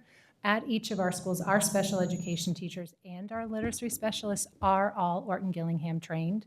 So regardless of them having an Orton Gillingham specialist, they are still having those services in every single one of those buildings. The buildings that do have the OG specialists, most of them house our LDC program, and the majority of those students do receive additional OG services. Great, thank you. You're welcome. Mr. Young? Ms. Graham, thank you to you and your team for the information and for the work that you do. Also, thank you for highlighting and leading with the extracurriculars, in particular, the bike riding program. So I know, firsthand how just rewarding it can be for a student, a young person to learn how to ride a bicycle, and also for the teacher, right, the volunteers that are teaching that skill. So, keep up the good work on all those programs. I did have a question about something in here that just really jumped out at me, and that is the 10th grade MCAS scores, 2024 to Yep. 2025. Just compared to, the other grade levels, it was really eye-opening. So It can you was. shed some? It was, sure. light on So what as happened? was shared at other presentations, last year was the first year that 10th grade MCAS was not mandated. And so those numbers dropped significantly based on student participation is our belief. Okay, thank you. You're welcome. I shouldn't say student participated. They still participated. It was their active right. participation. Okay. Okay, Mrs. Berdios. Thank you. Thank you all so much for all the work you do for these kids. It's so much and it's so important. So thank you very much for all you do. I know it crosses over into a lot of the other program improvement plans that we've talked about tonight. But so I noticed something that jumped out at me on page 6. You guys had mentioned that students are evaluated every 3 years. So what does that mean to you? Because I know they're evaluated more often than every 3 years. So Sure. what does that line mean in here? Sure, so that's a regulation that needs to be followed. When a student is found eligible for special education services, we are mandated to reevaluate them every 3 years to continue that process of finding them eligible to receive special education services. They are assessed, ongoing like every other student in the district, whether it's using formal or informal assessments, MCAS, MAP, or some of the assessments that Simone mentioned, whether it's the VB MAP or the ABLS, but it's every 3 years that they are mandated to be reevaluated to continue that eligibility process. Okay. If a family or a team member requests it sooner, it can be done sooner as well, but it's mandated every 3 years. Okay, and you guys are, if a child doesn't need the services anymore, you're looking at that as you go. You're not just Absolutely. saying, well, we have Yeah. to wait 3 years Yep. before we, Yep. relook at those services. Oh, Okay. absolutely. All right, that's Yes. kind of what I thought, but I wasn't sure kind of what that meant in there. The PYD, the Partners for Youth with Disabilities, explain to me, I was a little confused as to, so I know that the CPAC, a big priority for them has been finding opportunities for kiddos after 22. And the reason that you guys didn't qualify for the PYD is because they wanted you to go beyond 22 and we didn't. Can you just explain that? Sure. So we had written the original proposal to include students from age 16 and over. And when the Liberty Mutual Foundation took a closer look at our proposal, I should say PYD's proposal, the overall grant process was really looking at that over 22 population. And so they said that PYD could move forward in the process, but that they had to remove the public school piece of that because they were not allowing students younger than 22 to be involved. Okay, is that something that you guys can still take advantage of, knowing that with the CPAC, they had wanted to try to work on some kind of expanded opportunities after that? Is that something that you can continue on, just not in a In a sort of formal capacity. Right, Yes, exactly. yes. But it's not something you're just dropping altogether? Absolutely not. Okay, because Yep. that sounded like a really good thing in my mind, so that was good to read. And then the LEAP field trips, I definitely see value in kiddos coming, meeting up with kiddos from other programs and doing different things, taking the train, having those opportunities and experiences. But I know that I've heard from parents that some of the concerns have been they want the experiences that they're getting at LEAP to be valuable. They don't want them to just be, busy work or just, doing a thing for a few hours. They want it to be valuable, something that's building their skills. And that's incorporated into the field trip opportunities, correct? Or Absolutely. So when you think, first and foremost, being an active member of a community has significant value. Being out in the community in which eventually you're going to have a job is an incredible skill to have. Travel training, so these students figure out ways to, whether it's the MBTA bus, the Red Line, figuring out Ubers, when they go to places. So say, for example, they go to a restaurant, it's practicing your social skills, greeting your server, sitting down at a table appropriately with your peers, ordering from a menu, figuring out pricing. If I only have $5, what can I order? And then, just experiencing life is just such a valuable thing to have. Many of our students, they may not have gone into Boston before. So taking the Red Line and going to the Rose Kennedy Greenway and just experiencing Boston. But it's really about building those social skills and those, deep connections to their communities. Yeah, I think that's great. I just wanted to kind of, out there that we are thinking about that when we're doing different programs like that as Absolutely. well. Great. And then I had a shared concern about the inclusion, the special ed team goal about inclusion, and just, as much as we want to do what the state is encouraging us to do, and we want to hit state things and, norms, we do have to do with what's right, and also what's right for the other, pushing a kiddo into an inclusion opportunity that they're not ready for puts the other kids in the classroom and the educators at a risk as well. And everyone's learning goes down, everyone's safety goes down when that happens. So I'd much prefer to make sure that we're doing the right thing for our kids. And, if we don't hit the state on that, we don't hit the state on that. Yep. So We would I agree fully with that. support you guys having the kind of autonomy to make those calls. And really looking at it individual student by individual student, not just as lumping as a number. Right, for sure. Thank you very much again for all your work. Thank you. Just have a couple questions. For our kids, our students with hearing loss, Yes. Are we still partnering with South Shore Hearing and having them come through our schools and Yes, look for Jennifer the Mayer dead still zones? works with us. Yes. It's still, Yep. still Jen? Okay. Did you notice that we split that out for you on the numbers? I did notice that, but I just wanted to make sure I elaborated, because I know we still don't have a teacher of the deaf with our school systems. I wanted to make sure they're still coming through the schools and looking for the dead zones. I know that's very important, Yes. so. Yep. So I wanted to We make sure still that. do have a teacher that comes in and services our students. She is just a partner with us. She's not a full-time Quincy Public School employee because we don't warrant those numbers at this time. But we still have a very active partnership with Jennifer, and she services all of our materials and does ongoing consultations. Wonderful to hear. Thank you. You're welcome. The I Can Bike program, I So fantastic. absolutely love it. It was a great program. Do we have plans for this year, for coming back? Not yet, although they have reached out and said, we're starting to fill up our calendar. What are your thoughts? So that's on our agenda for next month. Okay, I will be waiting to hear about that. I want to make sure I get my volunteer time in there. Okay, Mrs. Cahill. I'm all set. Oh, I I think my thought you said you questions, I did, but my colleagues asked the same Okay, questions, so I'm good. super. Thank you. Thank you Okay, for everything. and with that, I will ask for a motion to approve from the subcommittee from the special education. Motion to approve? Thank you. Approved. Thank you. Thank you, everybody. Thank you. Okay, next on the agenda, we have our Quincy CPAC Board Review of Goals. If you all want to come up to the table.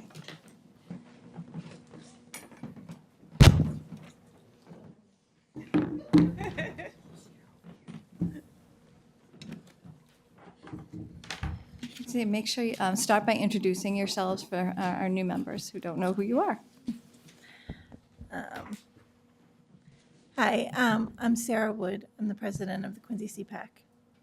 I'm the treasurer of the CPAC. I'm Taryn Daly. I'm the vice president of the CPAC. I'm Melissa Ritchie, and I am the board member at large. And I believe Taryn is going to start.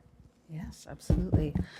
So to dive right into our goals for this year, first and foremost, our goal is to continue to engage with our families of students on IEPs and 504 plans, and to offer them with educational presentations and caregiver groups and community meetings and family events. So we had a number of caregiver groups already this year. We had October, November, and one upcoming in January. We've been trying out the hybrid approach, so holding it at RDLC and then also having it online for people that can't make it in.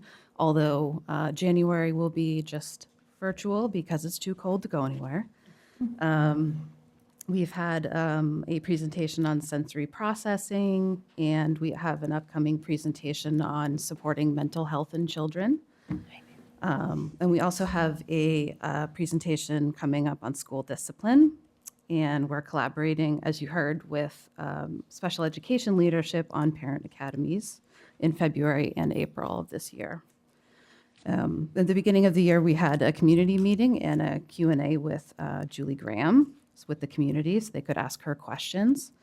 And our events so far, we've had a trunk or treat, a gingerbread decorating, and we have a preschool Valentine's Day event coming up. And we always have our end of the year event as well, which is really fun.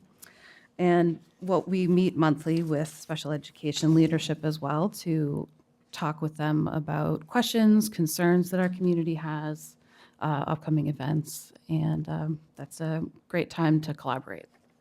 Is it helpful if I move this along, the presentation, or no? Everybody has a copy? Yeah. For the people at home. Another goal of ours is to support students that are transitioning in and out of QPS.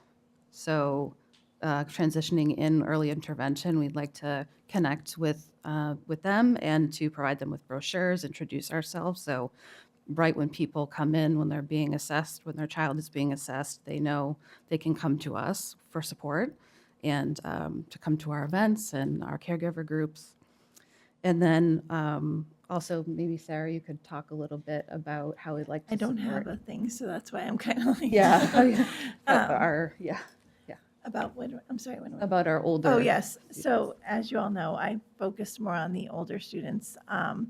Right now, my son is 20, and we've been really trying to work on ways to incorporate more of the teenage, older groups, creating some events for them. And my goal this year is to really try and work, especially with the Quincy Rec, to possibly host some events where parents of adult student, they're no longer students, but adults who have aged out with teenagers who are still in the program, parents and the students to kind of maybe commingle and get some information about where they are and where these students are going to be heading, and just kind of open a dialogue to start creating a community. There really isn't much of a community in Quincy once you turn 22. Sadly, it gets a little lonelier as your kids get older because everyone kind of goes into their own separate corners, and you hope you get what you get and hope that your kids have a plan. So my goal is to really try and commit. I've said to you guys before, my goal in life is to create a program within the city of Quincy. I would love to have a Kennedy Center for people with special needs. I just feel like I looked at their program today and all the things they have offered for the winter. I'm like, this would be such a great asset to Quincy so that the adult members of the community and the family caregivers who are taking care of these adult members have somewhere to go and get support in any way, whether they are people who are going to get a job or people who need some kind of day program, just a way to really get you some collaboration and get you some support, because it gets harder as your kids get older. So my hope is to create a program. I've reached out to the rec, and I'm really hoping we can get something done. I was kind of trying to get my way into using their skating rink, but that's a no-go. So we're going to try another situation, but I'm really hopeful to have something in the next month or two, an event set up. So I'll let you go back. Thank you, Sarah. So our next goal was, an ongoing goal of supporting expansion of the inclusion model in QPS. As you've heard, the Department of Elementary and Secondary Education reported some concerns about the lower proportion of students that are meeting inclusion criteria. And the CPAC has been working closely with families and with special education leadership to support inclusion opportunities, but also maintain necessary support for each student to access the curriculum and progress in their learning. For example, if you're moving a student from a more restrictive environment, small group setting with higher teacher to student ratio, more individualized learning opportunities and strategies into general ed, that's a huge transition and a huge difference in support and ratio. So it needs to be a decision that's in the student's best interest, and considering what kind of supports they need and what's available to them in that new setting. And it needs to involve a transition plan, including gradual increase in inclusion time. So we'd like to help support that, and we have ongoing conversation about that. No.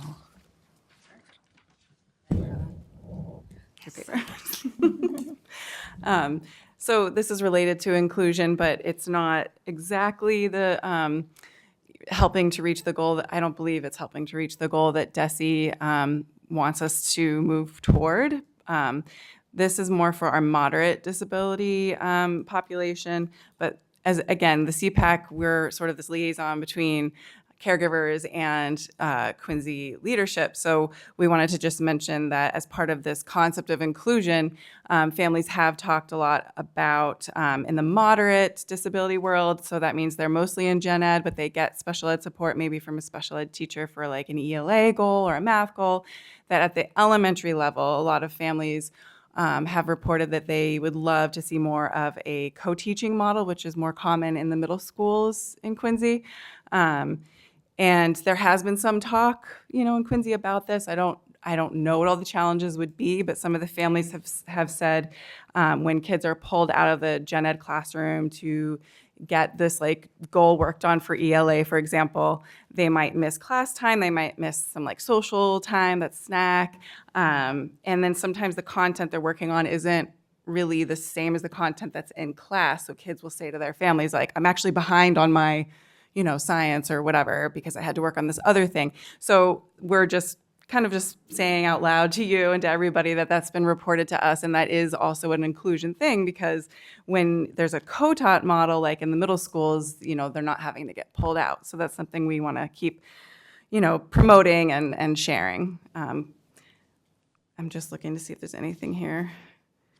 Yeah, and that's, I don't know how well versed everybody is with A grid, B grid, C grid, but in the service delivery part of an IEP, A grid is consult, B grid is like in the gen ed classroom, but you're still getting support, and then C grid is when it's like fully pulled out of the classroom. So a lot of parents have talked to us about why aren't there more B grid options in elementary school. Okay, and Sarah is it my will turn? speak to Okay. goal number 4. Oh, sorry. You're good. Yes, so we are really interested in connecting more with the teachers and education support. We've been working with Quincy Education Association to build parent-educator relationships that best support our special education students. We really wanted to collaborate and find a way to build the communication within the system between teachers and parents, because a lot of time, it's a tough thing during the day. Teachers are working so hard and they're doing so much, and sometimes you don't get enough time to really talk to that special education parent, and they don't get as much information from their kids, so they don't always know what's going on a day-to-day basis. So we were looking to see how we can help support the teachers and support the parents and maybe find a way to get them to collaborate.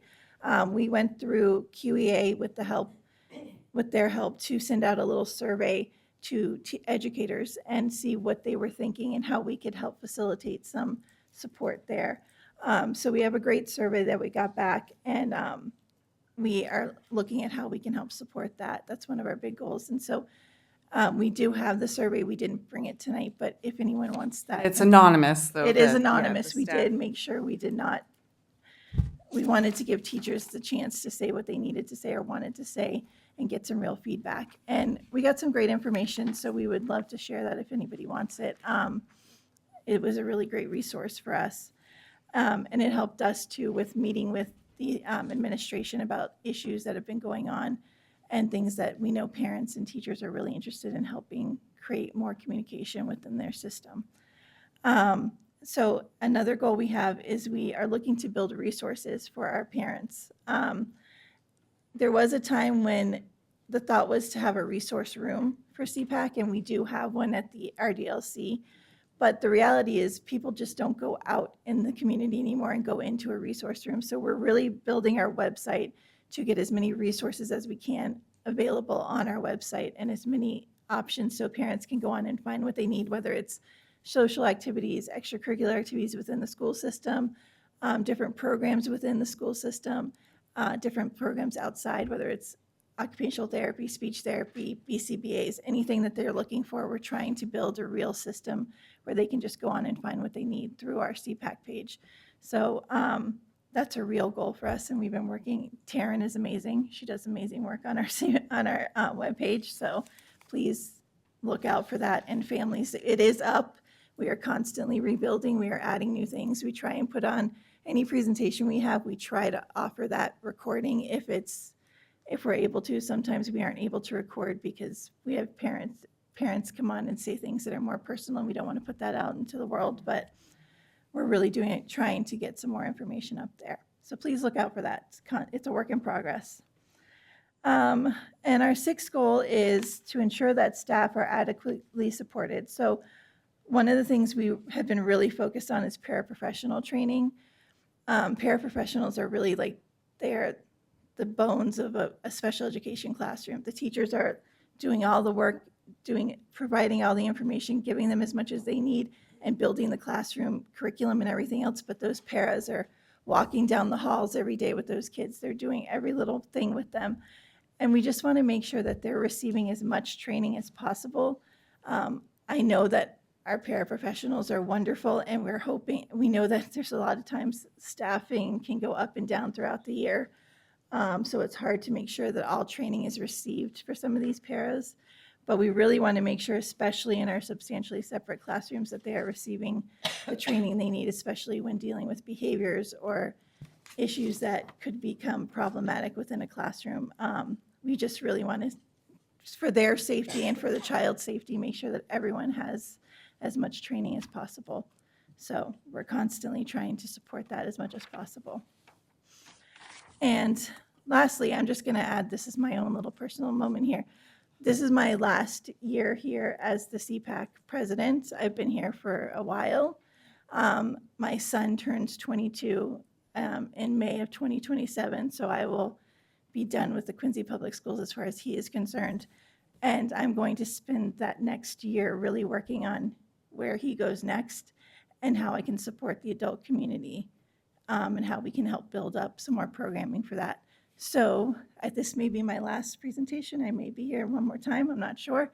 But this is a great group, and I know we're going to get some more great people coming in, but I love doing it, and I love all the programs we've created and the support you guys have given us. We really appreciate it. So I hope it just gets better and better. But that's it. I'm done. We're done. Okay. Well, thank you so much for the presentation of your goals. This is wonderful. We will miss you, Sarah.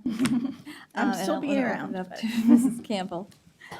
Yes, we definitely will. Sarah, your contribution's been so significant with CPAC, and all of these goals are so thoughtful, and I really appreciate this. I think there's a certain level of vulnerability that a parent of a child with special needs feels.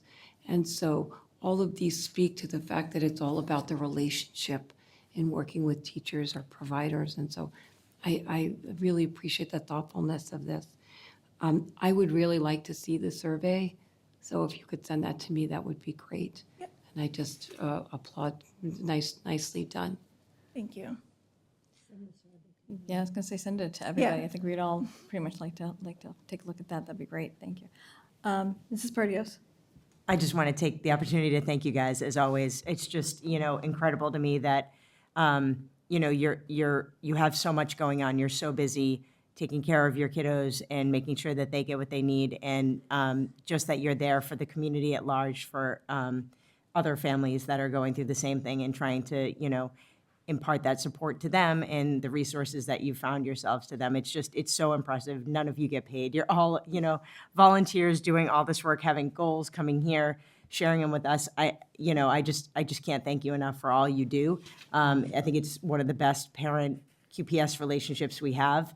And it's so much needed for this community. So I'm really grateful for the community that you've built, of families, and just the relationship that you have with QPS leadership, that you're able to kind of be honest and bring those issues that, sometimes it's transportation. Transportation is good. It seems like that's not an issue this year. We're going to deal with something else. And that's what it should be, right?